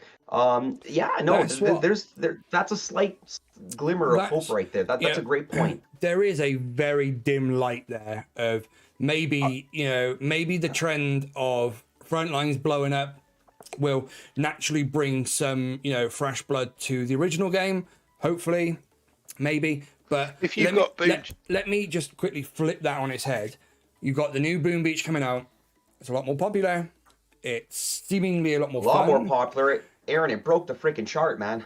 Look at it's got just as much potential to finish Boom Beach off by pulling more players away from the old game to the new one, as it is bringing players from the new game to the old one. In fact, I'd probably say it's more likely to happen that way. That seems to be more of a natural way. People are going to go towards the new thing rather than look back at something that's years old. I don't know. Yeah. But Aaron, I just want to both ways. If I get a second here, I just want to read something to the community here. I read this to you as well, from a friend of mine, that sent me a message here in Discord. And, for those of you that do know Donnie DK, he has been playing this game from alpha testing into, the soft launch there. And, this is a very good description of essentially of what Boom Beach Frontline is and what's happening with it. So essentially, I get it. Frontlines is fun to watch, even if you aren't playing. There's so much going on during a battle, and it's consistently changing based on what the other team does. Boom Beach doesn't have that. It's just you against the clock versus the other guy against the clock. He's talking warships. Mm-hmm. It's a game that's fun to play. It's entertaining and contains a ton of strategy. I think this game is going to replace Boom Beach, and this is what Boom Beach would be like if it was made in 2021. Yeah. 100% and like that got me thinking, because that playing the game and playing for Boom Beach for 6 years, it kind of hits home a little bit. It's a little bit surreal. It really does. Just Philip DC78. I tried your tutorial for Android and I still can't seem to find the Frontlines app in the store. Any news on Expanded USA? No, not yet. When you follow the tutorial, if you can't find it in the App Store, you need to clear the app data and the cache memory, and then restart the app, and then try searching for the game again. If you can't see it, then search for Space Ape, and it will come up.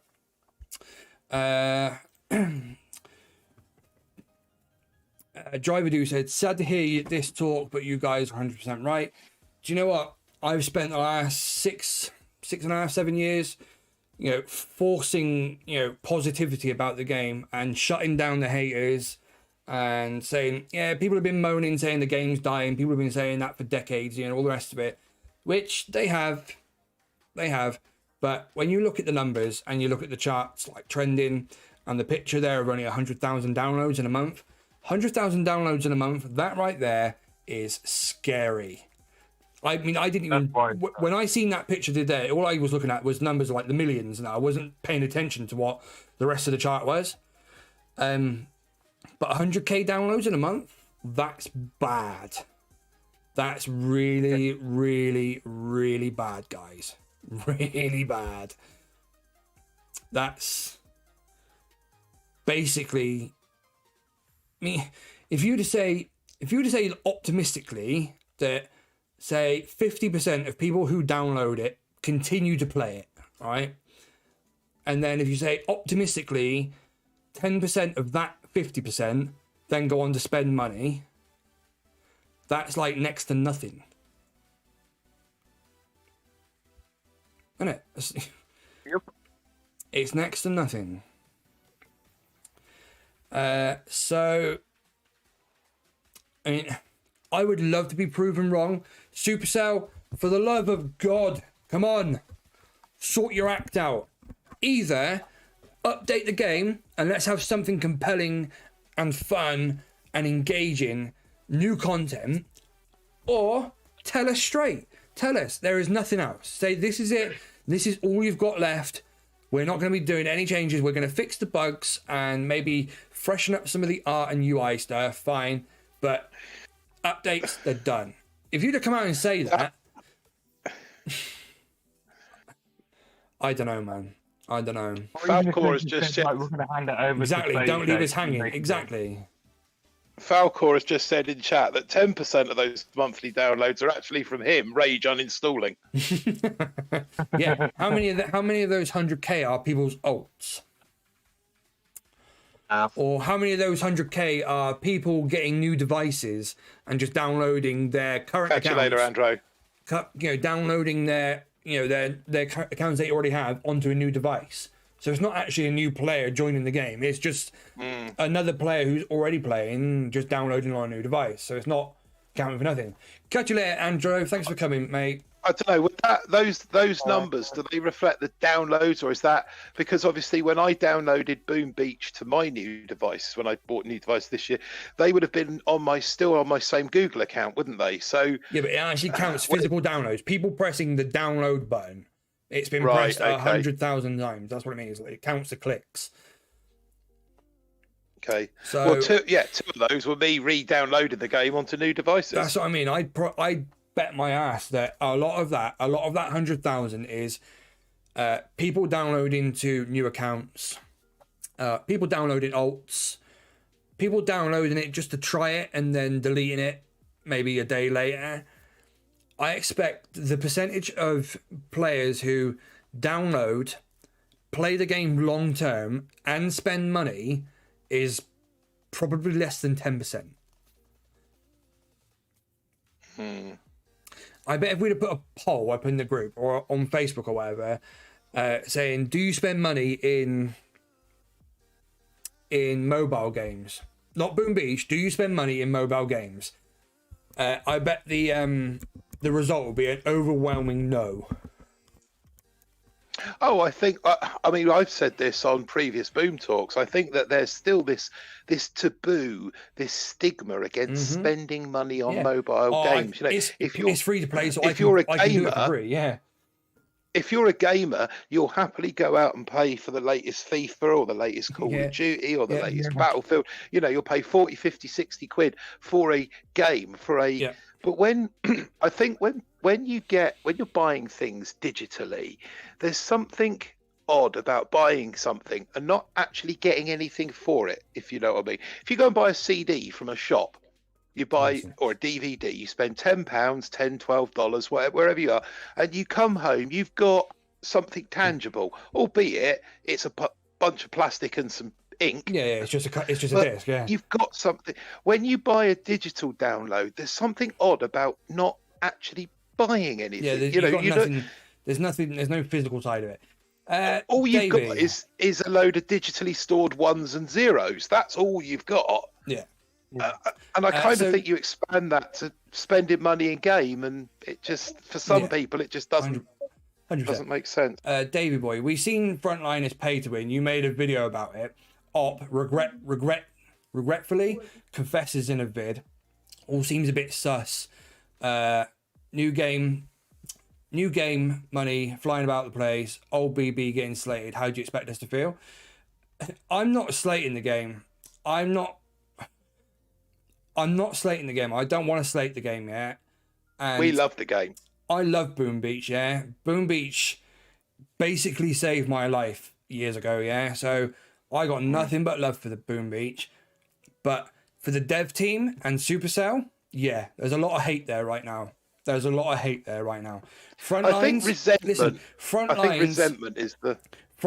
has got absolutely nothing to do with the conversation we're here having tonight about Boom Beach.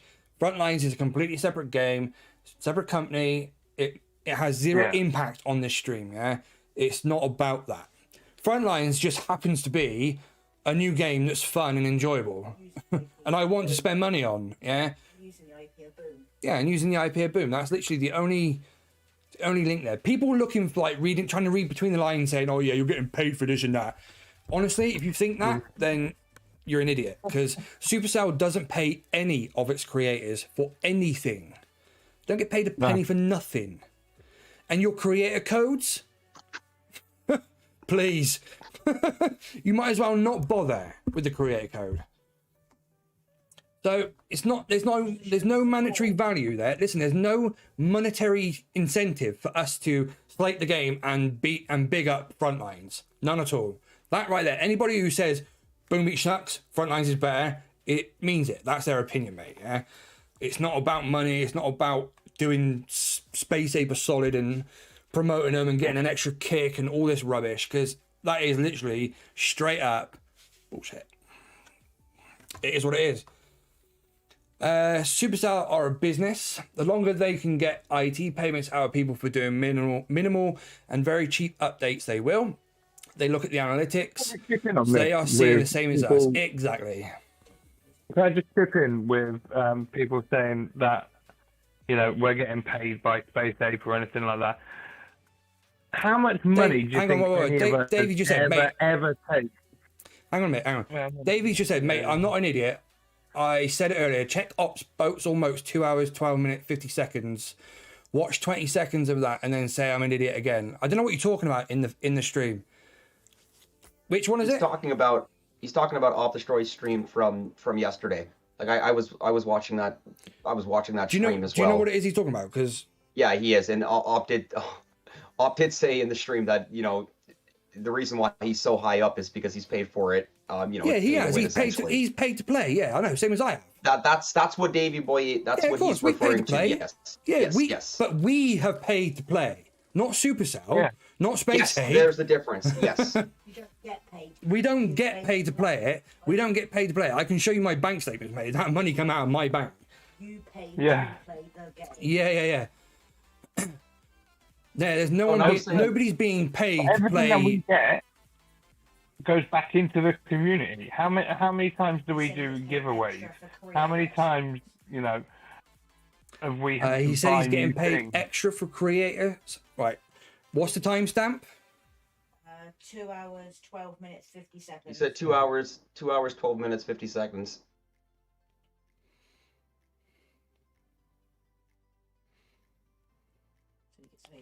I'm just going to mute it because of copyright. 2 seconds.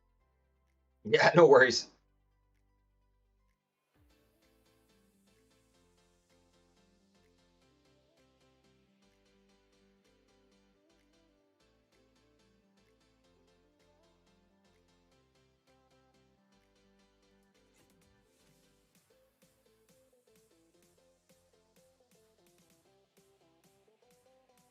Yeah, Aaron, where's Opex's shirt? You've got that.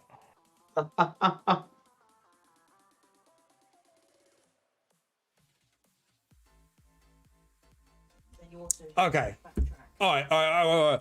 I've just listened to what you just said, and yeah,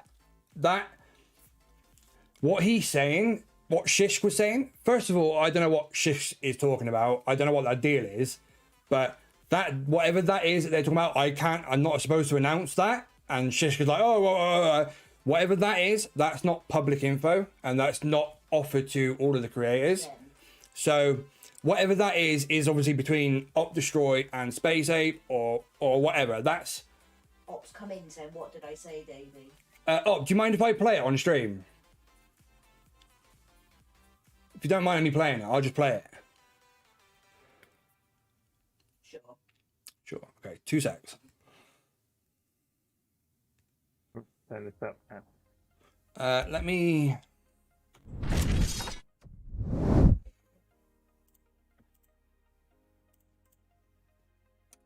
YouTube.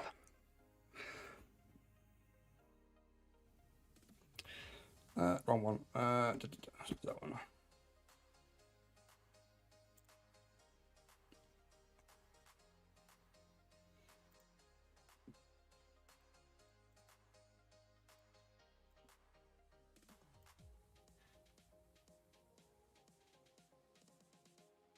Would you say it was 2 hours and 2 hours, 12 minutes, 50 seconds. 2:50. Where'd Davey Boy go? 2 hours, 12 minutes, 50 seconds. Davey Boy gave the timestamp. In this game. right, I need to.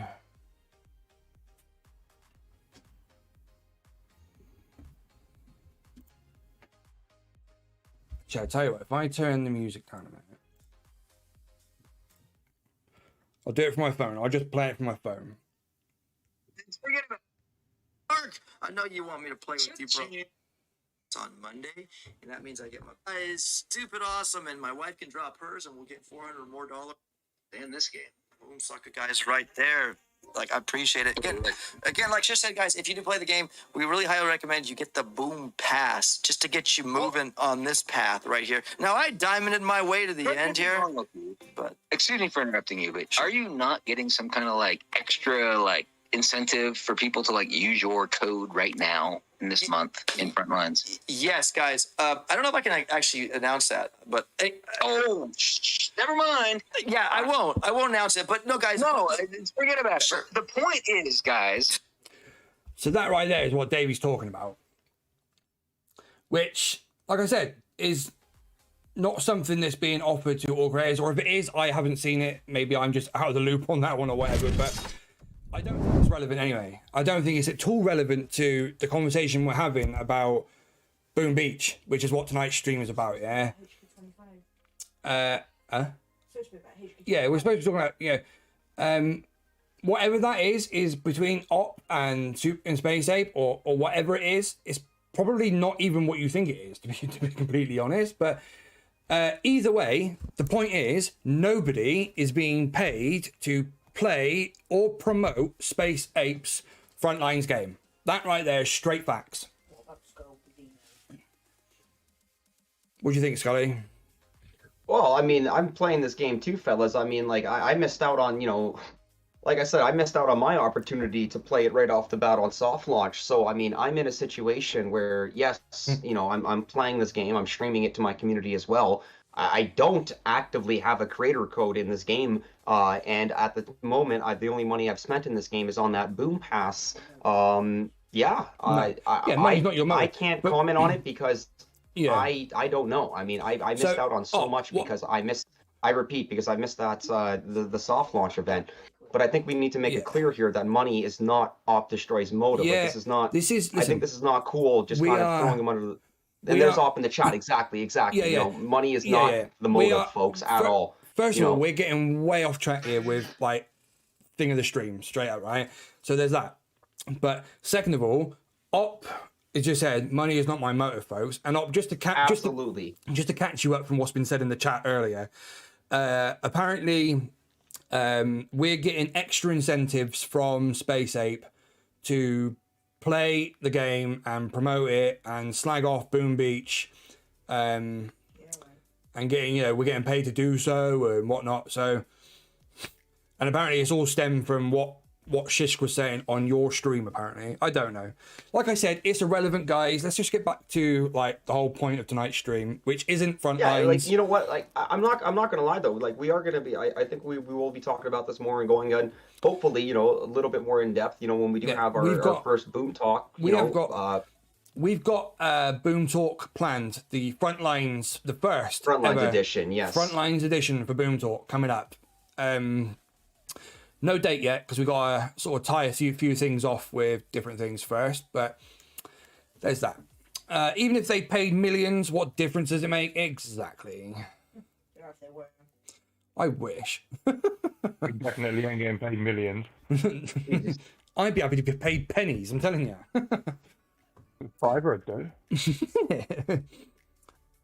Sorry, guys. What is your I think we business? do. If he are there for the money or not, it's his life. Yeah, that's what I said. It's irrelevant. It's irrelevant to the stream. It's irrelevant. Creator code stuff is. It's so pathetic. Honestly, you guys think that like every time you spend a tenner, we're getting like £1? Christ. Do you know how many people have got to put their codes in to make £1? Ridiculous. Trust me. So anyway, back to the stream. Let's sort of start rounding this off a bit. where do you think the game and the community goes from here then, guys? What do you think happens next? You know what? I think that after this update, for most of the community already had a pretty good idea. Those that didn't have a pretty decent idea of the direction that Boom Beach was going in, I think their eyes are a little bit more opened. Again, going back to the fact that, the community and the players and the camaraderie is keeping this game alive. We get more excited playing with each other, operations, warships, than we do for these stale, prolonged 3-part updates that we're getting to be told, this is something new and exciting, when it's not something new and exciting. It's just something being added on to something that's already there. So number one, I'm happy that this game is still getting updates. There's no ifs, ands, or buts about that. Number two, the community is what is keeping this game alive. The camaraderie, people are still playing this game because they enjoy playing this game, with their friends. And, number three, I think we as content creators and, not only as players, but as a community, I think we have to be a little bit more level-headed on this game and realize that, we're not getting that big update we want. We're not getting that skin. We're not getting that new ice cream shooting troop. We're not getting our bullet ballerina skin. I think we just need to be more realistic and realize that, it is what it is. What we have for right now for Boom Beach is going to be it, for the long run until we hit the end of the road here. Yes, we might get, a small update here. Aaron, if they do potentially maybe want to throw HQ26 at us, a year later, but it'll be the same concept, guys. It'll be, an extra level on a defense, an extra level on a hero. So I think we all just need to be more realistic on the whole situation, understanding that it is what it is right now, and Boom Beach has got all its updates, it's got all its new features. It's not getting anything else, and we just have to enjoy it for what it is, and just enjoy it for what it is while we play it with friends. That's my rant. Would you I think you're spot on there. Yeah, I think you're spot on too. I think it's like you say, it's all about people's expectations, and I think going forward, I think we've got to from I hate this word, but influencer point us from our our perspective as influencers in the community. We should probably temper what we say and do, because that right there is just adding fuel to the fire. When Supercell give us teasers and things like that, we should just put them up and then just keep opinions out of it, and I don't know, not hype it up at all, because it always leads to disappointment, I'm afraid. For me, though, aren't we? Eh? We're always going to have opinions because we love the game. We've played this game for so long. What I'm getting at is, like, when they do like teasers, we shouldn't say like, this could be X, Y, and Z. When we know in reality, it's going to be. It's not. It's not going to be nothing. Yeah, exactly. 100%. So, I don't know. I would like, the one thing I would like, Supercell, if you are watching this, I would like an official statement from anybody at Supercell, with, I don't know, just something to put people's minds at ease about where the game's going, what's the future in store for Boom Beach. Is there going to be any more updates? Are they going to contain any content, like actual content, not just more mundane upgrades that we've done now 25 times already? Is there going to be anything new added to the game? Because Aaron, Surreal says Nuno already said no, and they've already said there's going to be no more major updates, but I know they've already said no, but they've also said yes, because they've said that they're going to improve on and expand features that are already in the game. That was part of that announcement. No more major updates, but we will expand and improve on features that are already in the game. Things like HQ updates, new troops, new proto troops, all of that kind of stuff. It's supposed to troops, and you know what? It's supposed to be part of what we should be getting. Go on, Scotty, what are you gonna say? Oh, no, I was just gonna say that, and the little things that we get, gunboat energy ability week, where we've got a new gunboat ability, for the week, something like that. As a player, that makes me excited to play for the week there. That's what I'm saying. We shouldn't have our expectations up too high, and just enjoy the little things when they do happen in the game. Yeah, Severin says, no matter what game is put out, they all die in the end, no matter how much we love them. And that's kind of the point. But when you've got a community that is so invested, is what like the Boom Beach community is, and you know, you've literally got the player base who are literally begging for content, begging for it. Like the community wants to love the game, the community wants to play the game, the community wants to love Supercell. But right now, this update, I'm sorry to say it, really has kicked the community while it's down. That's what I think. I think this whole update's a bloody joke, to be quite honest. Yeah. Flint, Aaron just called out the BB dev team for us. How awesome. If they do not respond, we can only assume. I hope they respond to this for the community. Flint, they won't. There's no way they're going to respond. They won't even acknowledge it, mate. It's not. I mean, it's not the first time that the devs have been called out on Boom Talk. So I mean, like, I don't. We've been calling it out, not just in public, but like behind the scenes too. You know, in the private channels, the private conversations we have with each other, and you know, the Supercell forums and stuff where we are as creators. Even there, we've asked to speak to the devs. All we've asked for is for the dev team to join the same chat channels as what we are in, talking about the game. We don't even want them to interact with us. We just want them to see what we say to each other, the ideas we bounce off of each other, the improvements, you know, the comments we make between each other. They could be reading that in the chat and learning from it, and they won't. They won't join the channel. They've got no interest in it whatsoever. That's what I mean. That's where I'm at with it. The devs don't care. And they sure as hell ain't going to respond to this.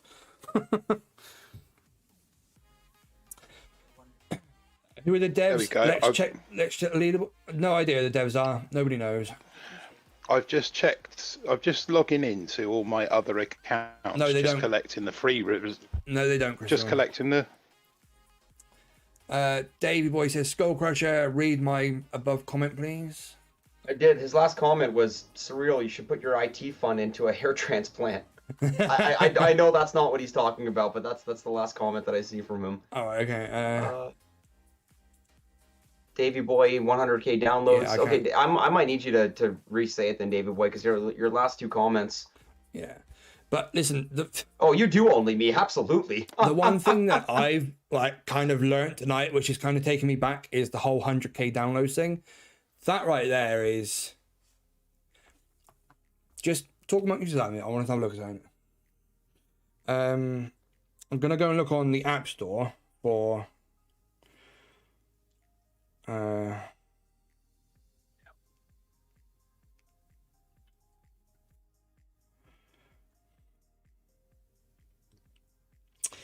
okay, so we're looking at in terms of 100k downloads, right?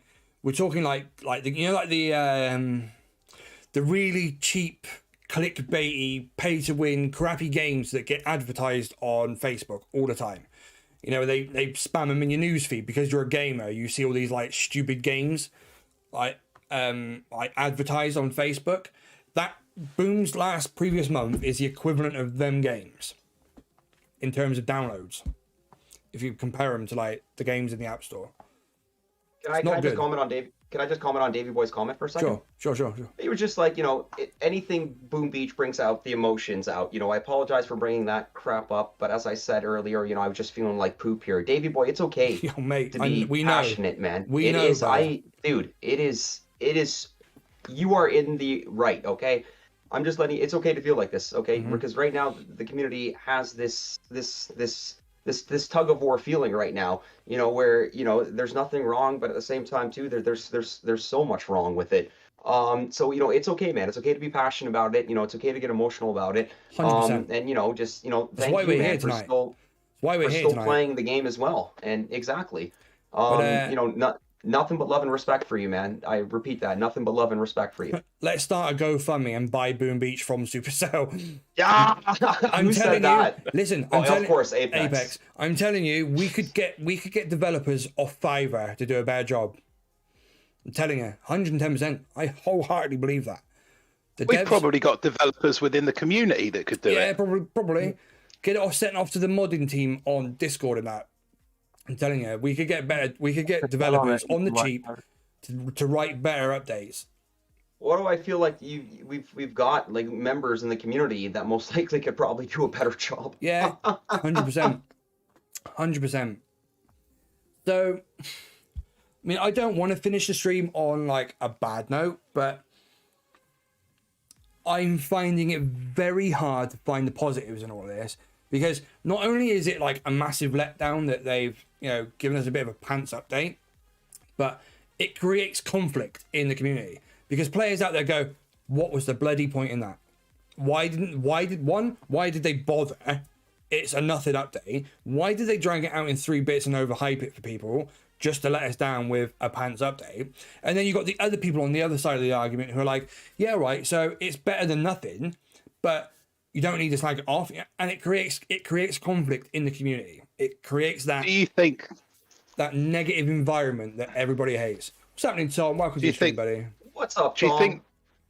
Do you think that the timing is somewhat unfortunate as well? That this 3-part update release has come across the soft launch of Frontlines, that maybe Frontlines should have. I'm gonna say no, just because like with regards to Frontlines, like they were like, Aaron, when were alpha tests already, like back in like February, March, you know, April, True. You know, May. I think it was just an honest coincidence that part 3 and Frontline soft launch, you know, timed roughly around the same time. Oh yeah. Well, that's a good point actually, because the part 3 was supposed to be next month. They've had to bring it forward for whatever reason. They brought it forward. The dates were changed forward. So so we've got the update earlier than what, well, we'll be getting it earlier than what was originally planned. So now it does clash with the soft launch. So, but yeah, that's a good point. So I'm not saying it's by design. I'm just saying that it's somewhat unfortunate. Yeah, it is unfortunate. Oh, sorry. Yes. Yeah, you're right. Yeah. You know, you've got this update that is what it is, being, you know, going public the same time as a brand new game that is so close to the game that we all love. Yeah, I know. And tough, dude. I'm pumped about the extra proto. That's huge. Yeah, that is good. I'm just saying, there's nothing wrong with that. Like, I'm pumped about the extra proto too, man. I mean, I would like to get some kind of, I guess, reassurance from Supercell that they are listening. Even if they were to come online tomorrow and say, listen, we seen you stream last night, we understand what you're saying, here's like where we at, and this is what we feel, I don't think I'd believe them, because we've been fed so much BS over the last 18 months that I don't think I'd believe them, to be honest. Well, you know what, I totally get where like Davey Boy and Tuffy are coming from like this, because, you know, they're looking at essentially us, you know, the boom tubers, you know, BBTFRG, you know, Skull, Off Destroy, you know, Chicken, Zedmont, you know, Cosmic Duo, everybody, you know, they're looking at us, you know, for the game. They're looking at us for support. They're looking at us for hype. So when they see, you know, their content creators, you know, second guessing, you know, not second guessing and just questioning, you know, the validity of the update in the game during the current state right now, you know, they can see our frustration, and they can see, you know, our emotions on it. And I get that it doesn't look good that we're having negative thoughts on a game that we absolutely love.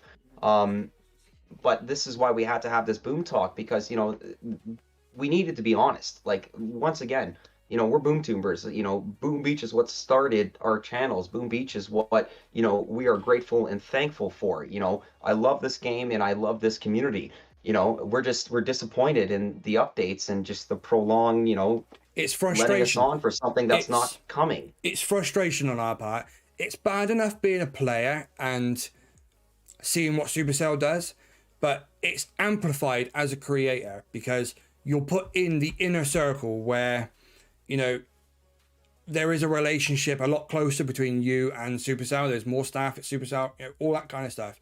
So the frustration that we get is worse, because we have tools and resources to, you know, affect change, or hopefully to affect change and create content, that relationship between creators and Supercell, all of that kind of jazz, yeah. when all of that doesn't exist. It doesn't, which is what makes it even more frustrating for us, because, you know, we've built the community, we've built the channels, we've built the relationship, to then just smack your head off a brick wall after brick wall after brick wall, because seemingly, from my point of view, that the devs just don't care what we think. Blaze, notice Nuno's, he's on vacate, Blaze, so he won't be here tonight. He's on vacation. It's got nothing to do with the nature of the... Crystal Denny, better they be truthful than fake excited over BS. Exactly. Yeah, no, I agree with that. And this is where it comes back, Davey boy, where, you know, like, we as content creators don't want to hype up our audience, you know, with false expectations when, you know, when that's not the case. It's not like somebody just mentioned up there that even Cosmic was disappointed in the update. Like, you're talking about the most well freaking established boomtuber in this community. It is Cosmic Duo. You know, they're so big they have their own community. Apex yeah, says you are more likely to get a cease and desist order. Why is that? I think I think that was tongue in cheek. Oh, yeah, right. yeah. All right. A cease and desist for not being supportive, and I'd be interested to know what the French community think about this, the Francophone.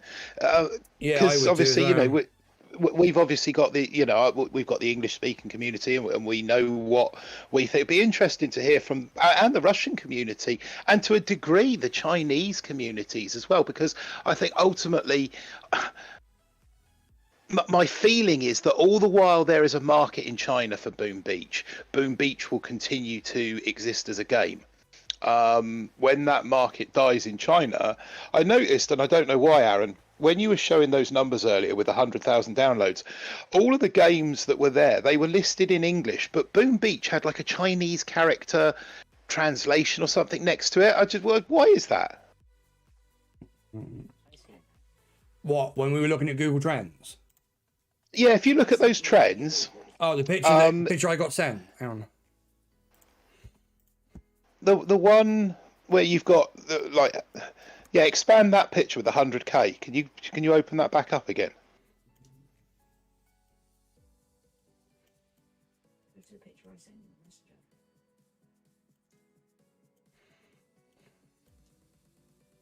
We got some good comments coming in the chat here. Phase shift. The last few updates as a player feels when you finish the upgrade marathon. Supercell, here's a few more miles to run. Tom, I see a lot of sides. Supercell side, player side, but we complain about a lot. We wanted game easier, they did that. We wanted more easy, they did that. It's all offense now. So now we complain more. And I think that just also comes down to just we as Boom Beach players never being happy. I mean, like, you are right there. We have consistently gotten more, but more is not new. And I think that also has to that is a part that has to do with this, is that yes, we're grateful, Tom, that we are getting, you know, more things to the game. A 12th statue, holy crap, operations insane. You know, a 4th prototype now. You know, this is exciting. You know, for those ice players, you know, 4 shield gens. Are you kidding me? Mm-hmm. But it's not new. It's just it's expanding on what's already there, and that has to do with some of what we're doing. So you're right, Tom. There's always going to be something for us to complain about. Yeah. I'm sorry. And there are positives in this update. There are positives. You know, yes, anything is better than nothing. Yeah. The fact that Supercell are prepared to put any funds into the game when they're only pulling 100K downloads, you know, that on its own is. It makes enough of a statement on its own, I think, but the negatives, I think, outweigh it, or they outshine the positives on this one. This update specifically, I think this update specifically has been a really poor move on Supercell's part. I think the poor move was doing it in 3 parts. Yeah, that's my issue. Why did you do it in 3 parts? Or if you had to do it in 3 parts for reasons, why didn't you say to us as the BoomTubers on part 1, right, this is what's coming in the entire update, tell the community that what's coming later, and then, you know, everybody's on the same page then, because when everybody's not on the same page, people start reading between the lines and things get overhyped or misinterpreted or missed, and bad things happen. You know, it's bad juju. I just want to read Davey Boy's comment. Guys, I've followed yous for years. It's honestly hurt to say what I have today. I hate to have pulled Op back into it, but I didn't take a minute to see it from your perspective. Still love you all. Yeah, we love you too, David Boy. Listen, mate. Said, and we'll continue to follow you all. Yeah, and I will continue to follow you, mate. Listen, we get it. Yeah, we get it. Don't feel Davey, bad for that, mate. We get it. No, know? And Davey, that comment there is the reason why I think this community is so great, because we can all have our opinions, we all have our feelings, but we all recognise that each other, we're all entitled, everyone's entitled, and we all respect each other's opinions, and we all allow each other to vent and to anger, and there's no kind of, one of the things that there's no trolling, there's no sort of real you're wrong, I'm right. It's how you feel over something that you've invested a lot of time and a lot of money into. Yeah, well, all of us have invested a lot of money into it as well. Christ, I dread to think how much money I've spent on Boom Beach. Just on the game itself, and then since doing BBTFRG, how much money I've spent in terms of extra content for the game. I bet it's well over 10 grand. Easy. Probably double that. Just in the chat. I seen it. Where is it? Lost it. Twisted Bib. Right. Warships and Crab is new every month. Completely disagree. Warships is very much the same every season, just the tech trees in a different order. The metas are always the same. The deck layouts are always the same. There's an argument for Crab saying that be new every month. The 12 mega crabs that we get, they were supposed to be one-offs with one-off rewards. Yeah, when that was originally announced that we were getting monthly mega crab, every single crab was going to be a one-off. You had one opportunity to get your diamond trophy, and that was it. And now we're getting the same 12 crabs recycled every single time. Nah, there's nothing new about Crab, that at all. Players are burnt out with Crab. Oh yeah. Listen, I'm like one of the biggest Crab fans you will ever meet. Yeah, I've pushed every single Crab. I've been top 10 global for Crab, multiple UK number ones, all that kind of stuff. Yeah, I love Crab, but it's a joke. Crab is a complete and utter joke. It is far too easy. It's a participation prize. You do not need any skill to get the trophies. You can literally land. Anyone can drop their 16 Scorchers and literally make their way to 70. 8 boats of Scorchers and then close the game, and do that 40 times and you will have all the trophies every month. This is no word of a lie. For the last 3 crabs, I have done exactly that. Yeah, I know, boosted up, dropped 16 Scorchers, force closed my way because of time constraints and what have you, force closed my way to 70, and that is fully how I intend on getting the legendary trophy for the the Halloween crab this weekend. And you guys know exactly what I'm doing this weekend. So that's the only way I'm going to. That's the only way I'm going to get the trophy. Have time to get the trophy. But hey, it's going to take me 20 minutes? Yeah, 20 minutes to get the trophy. It's done. Cashapp says Supercell has been killing the passion we as players have. Remember COTM, Commander of the Month? That stopped 5 months ago. Remember AHLs, All Hits Lives? Why are we not doing them anymore? No passion, no participation. Is Q4 BBS still going? No, that hasn't been going for years. And as for like All Hits Live and stuff, I find it very hard to fill those events. When we do it's hard. Yeah, I mean, like I myself, I know you did the Rainmaker fun op All Hits Live, which was an absolute blast, man. Yeah, we did House Wars. Incredible, good job on that. Incredibly fun op on both sides. That was actually very easy to fill. That one, for some reason, that one just took Rainmakers will pique interest though. But that's what I'm saying. See, if I was to put a post up in fun ops right now, right, and I said, right, we're gonna do a 50-man all warrior fun up, yeah. Back in the day, we'd have had 50 individual sign-ups, and we'd have a waiting list, an extras list of about another 20 people every single time we used to do it, yeah. Back when Fritz and you used to stream them for us before we even did YouTube. I remember those days. I Yeah. absolutely remember those days. Those were the days when people would literally climb over each other to get a place on one of our task forces to come and do a fun op. Yeah, if I was to put, you know, even a 25 man or even a 10 man all warrior fun op in that right now, yeah, it'd probably take 3 or 4 days to fill, at least, if it fills. And even then, it'd probably still need a couple of people to bring alts just to make the numbers up, because everybody, people just don't want to do it anymore. People aren't asked about it anymore, and it's even Upshot. It's hard filling the all hits ladders live tournament things that he does. That's why we haven't started season 4 yet. Exactly, it is so hard to find people who want to do live events. Everybody wants task force versus task force in game, yet when I offer it for you to do it, nobody signs up. Because people just can't be asked with leaving the task forces. People can't be asked with the whole signing up thing and all the rest of it. You know, they just don't. The passion and the drive and the enthusiasm just isn't there anymore. It's very hard. RV, I don't know. I've been playing shortly after its creation. It's fun. It's a fun little time killer, in my opinion. We still do task force stuff. Yeah, and if that's your perspective, then great. You know, that's probably the perspective of a lot of people who play, which is fine.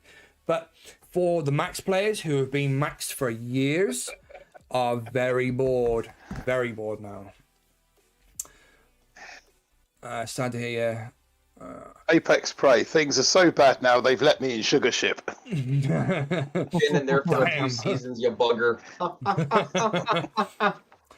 In the beginning, boom was a challenge of skills. Now offense is easy. You ask for it and you got it. Defense it up, make it a challenge again. 100%.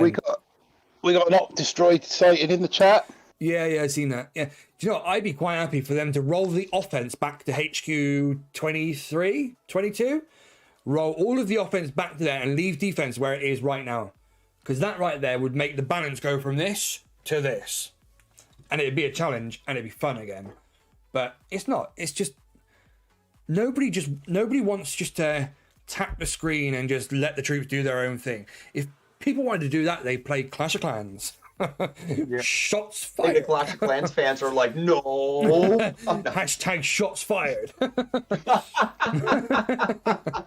It's a good laugh. I don't apologize either. Oh no. That was fun. That was just a little funny.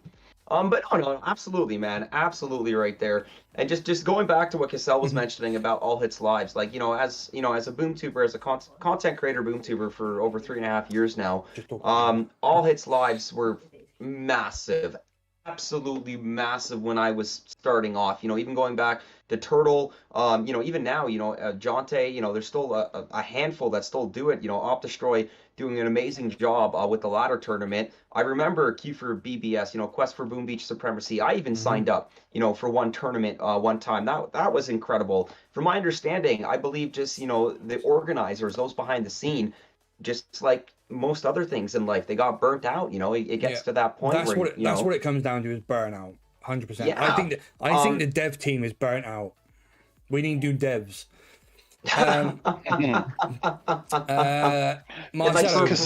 Marcelo says, sorry, I just wanted to touch on and finish that just for myself now, in All Hits Live. Yeah, I will agree with you. A little bit of that passion just isn't there anymore. That spark needs to be, lit again. It's been almost like 2 months since I've done my last bar All Hits Live. I think it's been over 3 months since I've done an actual All Hits Live in general. It's not because I don't like All Hits Live. There's tons of task force out there. You're always telling me there's TFs available here. Just, I don't know, man. It's just, you're right. A little bit of that passion just it is not there. And just, going back to filling up lists to do All Hits Live. If you post, even if you post a 25-man list, in BBTFRG room, in my Telegram room, you're going to get less than half of it filled, and then it's going to get to the point where now you're asking everyone that signed up to bring their alts in. Which then takes the fun out of it. You're not having 25 separate or 24 separate hitters. You're having 11 hitters. With and then if one of those people, if one of those people is then a no-show, that's multiple accounts that are not hitting during the live stream, which then ruins the stream as well. It's aggro. to be honest. Marcelo Ramirez says, will Supercell geniuses see these lives? Yeah, 100%. I wouldn't be in the least bit surprised if Nuno isn't watching quietly, and that's fine. I get it. Taking notes. Yeah, taking notes, because he is on vacay, and that's fine. You know, I'm not expecting him to be here tonight because he is on vacation, which is fair. But yes, Supercell will see this, but they'll probably just click it off at the end and go make dinner or whatever, and then that's it. They'll give it no second thought. Many have retired. Turtle left, which slowed game. I get it. 'Tis life, yeah. Loads and loads of the big content creators have all moved on over the years, and you could argue that, you know, the old ones are walking out the door as new ones are coming up, which there is a level of that, you know. That's a massive positive. Yeah. With that being said right there, because I'm an example of that. When Turtle, I was literally stepping into the Boom Beach scene when Turtle was like stepping down. I'm not saying whatsoever that I filled that spot, because that's not the case. But all I'm saying is that, yes, you know, windows and opportunities will open up when the big content creators either slow down on the content that they're creating or they move on to something else. I mean, look at the first wave of BoomTubers, you know, Nick at Night, Bootram, Bentim, Reversal, you know, they Savage moved on Warrior. to Savage Warrior, who came into place after that, Chicken, Zedmont, Cosmic Duo, Opdestroy. You know, they left, you know, the new big dogs stepped in to fill their place. You know, it's the cycle of life. Yeah, and it Just is the changing of the guard then. Yes, yeah, yes. kind of. You know, and then I was late into the the scene because all those other fellas were already established when I started streaming. And then, you know, Turtle was not as active. And then I remember my first All Hits Live I was communicating with Turtle because it was a Hopper Network All Hits Live. And I'll never forget what he said to me when I did. Well, he texted to me, but you know what I mean. I'll never forget what he said. And he was all like, you know, Skull, you know, I'm giving you, you know, the keys to the family Ferrari here. He's like, don't let me down. And I was just like, oh my God. No problem. And then, you know, I did my first Hopper Networks All Hits Live, and, you know, I loved it. You know, it was incredible. Just having fun. Why do you guys always let Nuno off the hook? He has to have some input. Look how terrible the tribes are. They do not even try to make it better. Do you want to know how much input Nuno actually has? All Nuno does is listen to the community. He then takes notes and gives those notes to the dev team. The dev team look over the notes and make decisions on what goes into the game and what don't. That is it. How do I know this? Because I applied for the community manager's position, or I was going to apply for the community manager's position a few years ago, and I got like Aaron for community manager. Yeah, I was going to apply for it a few years ago, but things going on in life that sort of up in the air at the time, and it was just not the right moment, like, you know. If the opportunity come up today, I'd probably pass because I'm not as passionate about the game as what I was back then. But I know from the people who I spoke to at Supercell about it and got like the write up on what like the job role and that is it. That's it. There are other duties, like things like some of the CMs get involved with like the support ticket side of things, where they deal with support tickets, people who are sending in like through the help thing. So they do some of that, and they literally liaise between the players and the devs. They have no creative input whatsoever, literally none, zero. They literally listen to the community, relay those ideas and that feedback back to the dev team. The dev team then tell Nuno what's going to go into the game and what's going to happen and da-da-da-da. He then takes that to either the community or the creators, part of the creator program, takes it to them, and then they take it to the community. That's it. He's the messenger. Just going to say, picture everyone watching right now, picture a big room with a very, very, very, very big table. Nuno is sitting in the middle of the table. One end of the table is the devs. Other end of the table is the community. Nuno runs over to the devs. Devs tell Nuno what's up. Nuno runs all the way over to the other side of the table. Okay, community, this is what's up. Community gives their feedback. Nuno runs all the way back to the other side of the table, out of breath. Okay, devs, this is what community says. Devs give feedback to Nuno. Nuno runs all the way back to the other side of the table to update the community. And this is this back and forth process of how it works. I will say that Nuno has run that back and forth more than Yes. any CM has done for Boom Beach in a very, very long time. Just Nuno to finish is- that analogy off, Nuno Oh, has yes, been of the course. one who has been the most proactive and the most on the ball and genuine community manager, as far as I can see. And I've dealt with them all. Yeah, well, not all of them, but the most recent ones: Rick, Drew, I dealt with all of those guys. Yeah, over the years, and I can honestly say that Nuno is the only one who genuinely does care. He is the one who genuinely is as frustrated as we are about what the dev team do, because it's his game too. He's a player. He was a player before he was community manager. Yeah. So yeah, don't shoot the messenger. This isn't on Nuno at all. Exactly. That's my main point. Don't shoot the messenger. You want to go rant, exactly. You want to rant and slay hate to people. It's the devs. Take it to the devs. And if it's not those guys, it's whoever's above them. But Nuno Unfortunately, the devs. The analogy I use is kind of, and Skull will relate to this. If I cook a bad meal, the waitress is the one that cops the flak. Yep. She's not had nothing to do with the bad meal, but she's the one that cops the flak. And Nuno's the same. The devs are the ones that are producing the game. Nuno's just the waitress bringing the game to the customer and then taking the feedback. Yeah, I know you can relate to that. And that's kind of the way it is. Nuno knows that's his role. He accepts that that's part of his role. And he's got a hell of a set of shoulders on him to take on what he does, because many CMs have dropped out by now. Most of them. Just having fun. That is so sad. I keep hearing devs as in plural.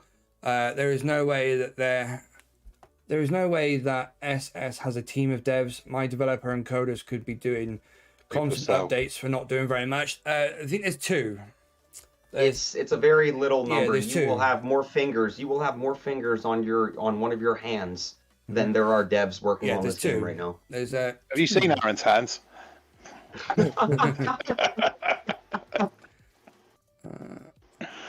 But yeah, I mean, it's two devs and they work part time. but the it's a devs job have share. a manager that run the restaurant or not. We don't know.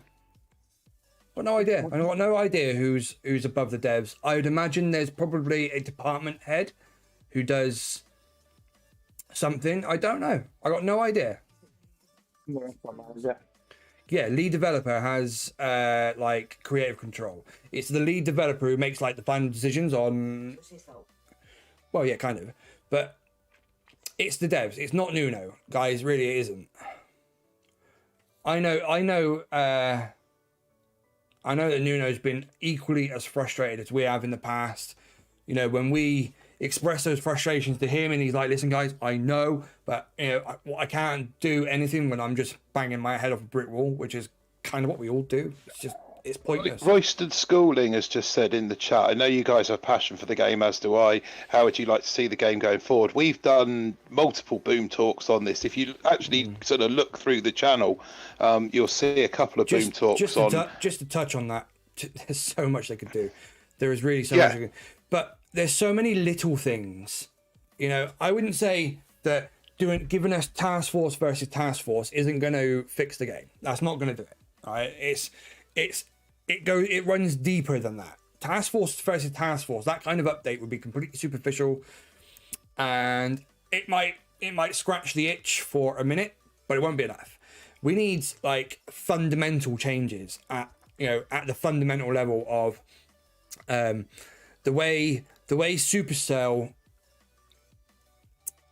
communicate and sort of listen to.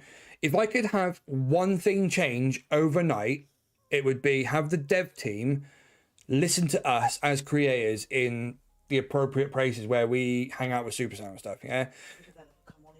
If we had like the devs in that chat, just not even to talk to us, not to take any messages, not to have meetings with us or anything like that, just to literally just be in the chat and just read the chat. When us lot are in there bouncing ideas off of each other and talking about this kind of stuff, they just need to read. That's it. If they did that and then actually took it on board and acted on it as best they could, or if they couldn't act on it, tell us why they couldn't act on it. say, listen, that's a really great idea, but here's the problem. So that we could then say, right, okay, so that's the problem. Here's the solution. Does this work? And they can go yes or no. And then, you know, you can have that dialogue. If we could have that dialogue between creators and devs, or just community and devs, that right there would change the game completely. The next dialogue that exists is only one way, isn't it? Yeah, there is no dialogue right now. There is no dialogue. We are shouting really, really loud to absolutely nobody who's listening. There's nobody. You're shouting, Aaron. You've got a bullhorn, and you are just I know. I know. It's literally they might as well be deaf. They don't listen to a word of it. But yeah, if I could have one thing change overnight, it would be that dialogue between us and the devs, and for them to actually take notice. Because if they did, the next update or two that they put out would change the game completely, like on its head. That, if they were to do that and then have, say, 6 months of advertising campaign, like in like the other games, or on the App Store, or TV, or radio, or Facebook, or Twitter, or whatever, 6 months of advertisement campaign, and listen to the creators right there, change the game. It'd be making millions again in 6 months. But you know, this is all wishful thinking. Like, do you remember that passion you had for this game when you first started playing it, when you first saw those advertisements, when you first got into it? I still don't put this game down, but I mean, like, I don't think I stopped playing for the first month. Like, I remember getting home from work and, like, literally just grinding. That's when I was buying my diamonds. I wasn't buying them to upgrade buildings. I was buying them to replenish my troops, because this was years before instant training. Yep.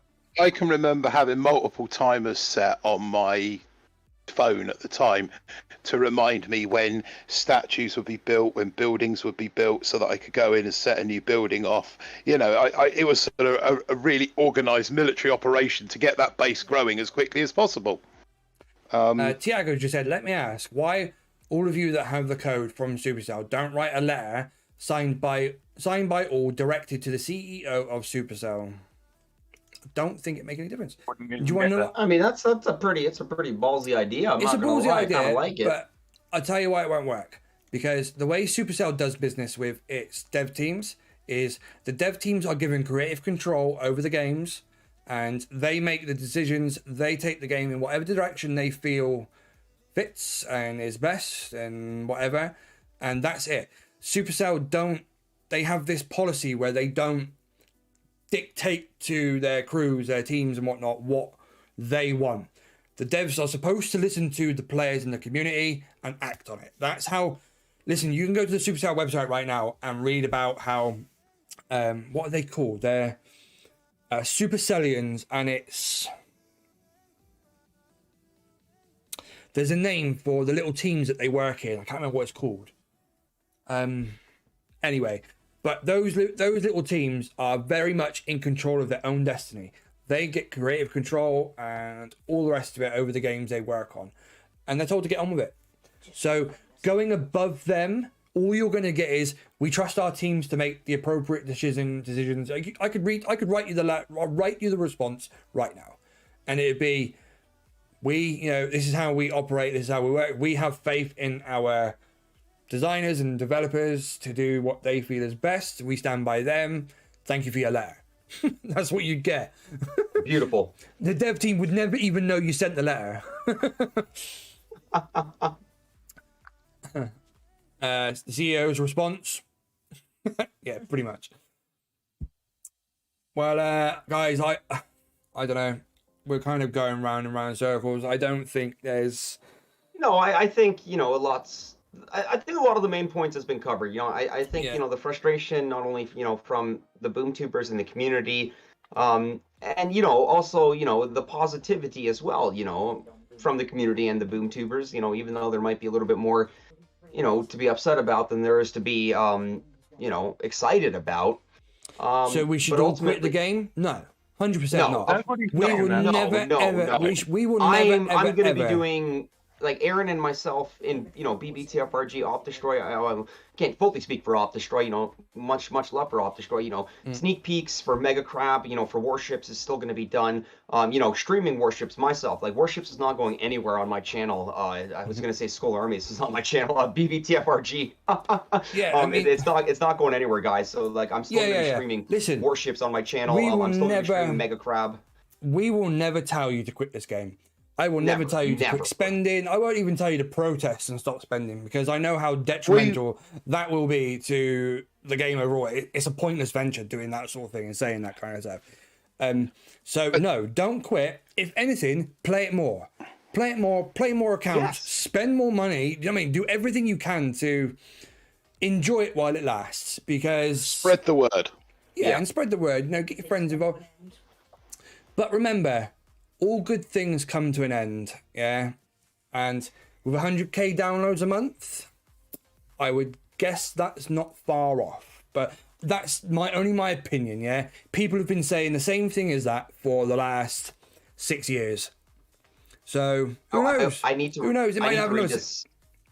Flint, Michigan. You can always count on Flint for best subpar content. I may never stop playing this game. Flint, I love that, and I never want to see you stop playing this game, man. I'm never going to stop playing this game as long as it's still afloat, but damn straight. And all damn straight. All the while Flint, Michigan's playing, and there's 3 stars to be had on Warships, I'll be playing too. He's ready to squat up to Falcor. I don't see myself stopping Boom or streaming Boom, even without code and with this minor update. Yeah, exactly. I'm not giving up on Boom. I'm not walking away yet. Not yet. Don't get me wrong, I am not playing Boom Beach full time. I barely log into the app, but I will still be creating, we will still be creating content as a channel, because there is 3 of us, and, you know, 2 of Martin and Beast both still play it a bit. Yeah. We're still going to create like the fun ops and the task force versus task force, sneak peeks, your War Factory videos, all of that kind of stuff. We're still going to be making all of that stuff going forward. Once I've got the next couple of weeks out of the way, Bullships will be back. Yeah, exactly. Warships and that. We're going to be streaming Warships because Bullships will be back, because Martin will be back after his honeymoon and stuff, and he'll be playing, so we can stream that.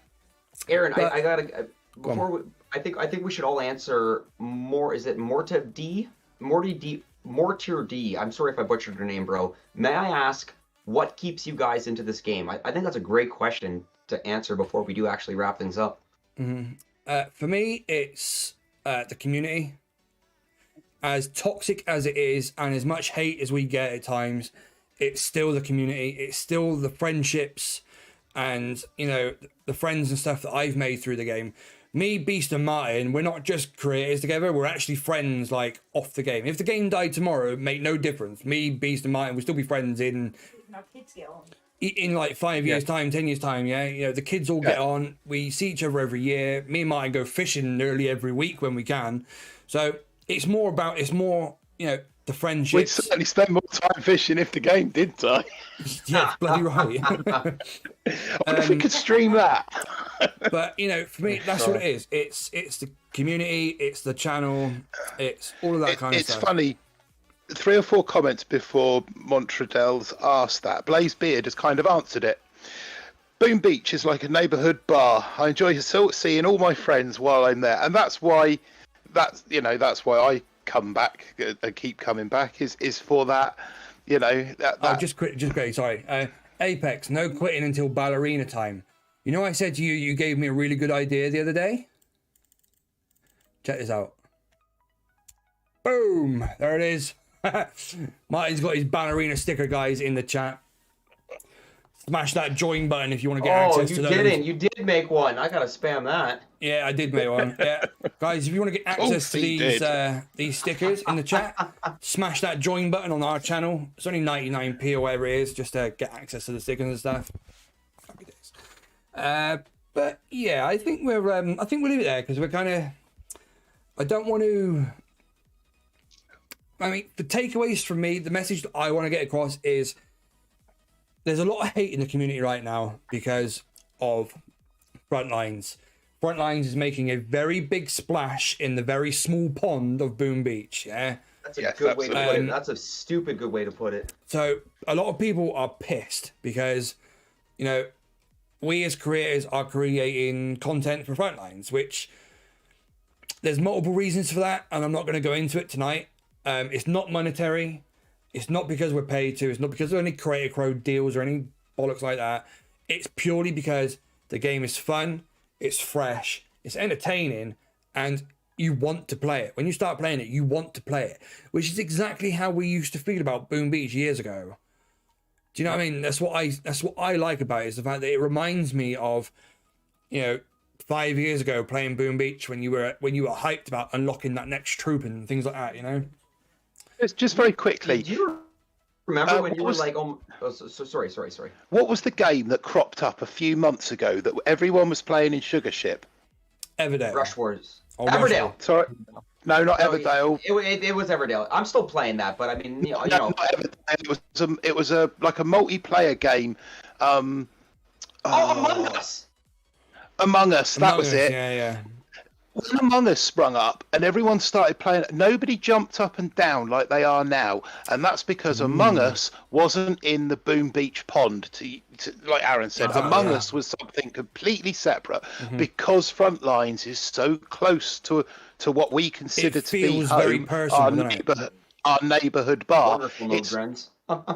It feels like it feels very personal, doesn't it, with Frontlines, because it is the same IP. Yeah, It feels it's, like it's the new guy. It's Yeah. the new guy turning up in your local neighbourhood pub. Who's this new fella? on a good note, Sheba is climbing again. Nice. Can I mention something about Among Us? Hey, Yes, of course. Pang, we bloody forgot you were here. Something, Pang. Remember, Among Us had a very limited life. Yeah. It was called Coronavirus Lockdown. Yep. Ah. That's a very good point. Yeah. And it also spurred a degree of interest in Boom and some comebacks because of coronavirus lockdown in your local country. Mm-hmm. And once things started opening up and the winter was over, Among Us was dead for adults at least. Mm-hmm. Yep, Yeah. 100%. And I think that going forward, I think right now there's a lot of hype around Frontlines because it's brand new. It's brand new. People are hyped about it. There's loads of content being created for it. And, you know, we're all excited for it, like, yeah. But in 6 months' time, that hype will die down a little bit. It will find that there will be an equilibrium between the two games, yeah. Content creators who are creating for both will find a rhythm where, you know, the channels go back to being normal, semi-normal, and you'll find a balance, yeah. Whereas right now it seems to be everybody's just dumping Boom Beach and jumping on Frontlines. That's how it looks, yeah. It's because it is exciting, and just, you know, from a common sense point of view, from a content creator's point of view, it's hyping a new game that's gonna you know, give traction to people's channels, and it's gonna build people's channels. And because it is Boom Beach, it makes sense to jump on that trend and ride it while you can to grow your channel and stuff. You know, that right there, You nailed it right there. And that right there, that's common sense for any content creator. Yeah, For the content creator perspective, yes. Yeah. So there's that. And if, and I state if, and put extra emphasis on if, not when or they are, but if Boom Beach pull the plug on the Boom Beach servers, Boom Beach Frontlines is the natural next step for the whole community. Whether you currently like it right now, Boom Beach is Boom Beach, okay? You can say it's not Boom Beach because it's a different game, it's a different play style, fine.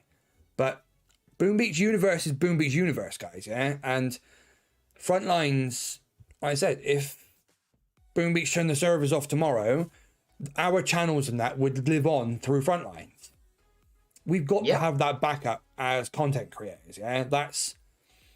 You never put all your eggs in one basket, yeah? And you know what? I think a lot from the community, you know, I don't think they're looking at it like that, and they shouldn't be looking at it like that, because if you're not creating content, then you're not going to have that perspective, you're not going to have that mindset. True. But we're always, in the back of our minds as Boom Beach content creators, guys, we're always worried and concerned. Like, is this game going to continue? You know, are people still I've playing had this that game? worry Is this, for the last this- 9 months.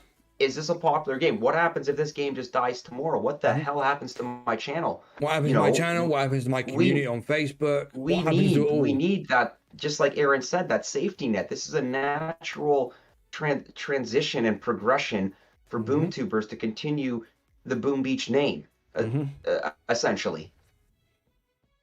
Yeah. Tom. Yeah. Let's leave it there, because you can't even imagine that they get from people's endless reserves, troops, second builders, and diamonds. Yeah, we can. I can show you how much money they made last month. Lion, right here, right there, buddy. 100,000 downloads, 1 million in revenue. That's how much they made last month. So we don't need to imagine. The numbers are right there. Apex. If Boom Beach fails, I'm going back to Oregon Trail. So yeah, we'll leave it there, guys. We'll wrap it out there. We'll just, maybe we'll revisit this in a few months' time and see if there's see if there is a response from Supercell. I'm not expecting one. I'm not even going to ask for one, but we'll see. We'll see if anything gets said, and if it does, then if we can, we'll let you know. But in the meantime, guys, you know how it goes. Smash that like and subscribe. If you haven't already subscribed, guys, do so. Make sure you subscribe to Scully as well. And Op Destroy in the chat. Smash much love to Op and the BBTFRG. Subscribe to all the Boom Tubers, guys, because it does make a big difference. Get those creator codes in there as well. You got ours, BBTFRG, you got Op Destroys and Scully's. Just pick one, chuck it in the box. It's not a game changer, but chuck it in the box. every little help. Every little helps, Share the love. But yeah, guys, we are going to leave it there for tonight. I hope this is,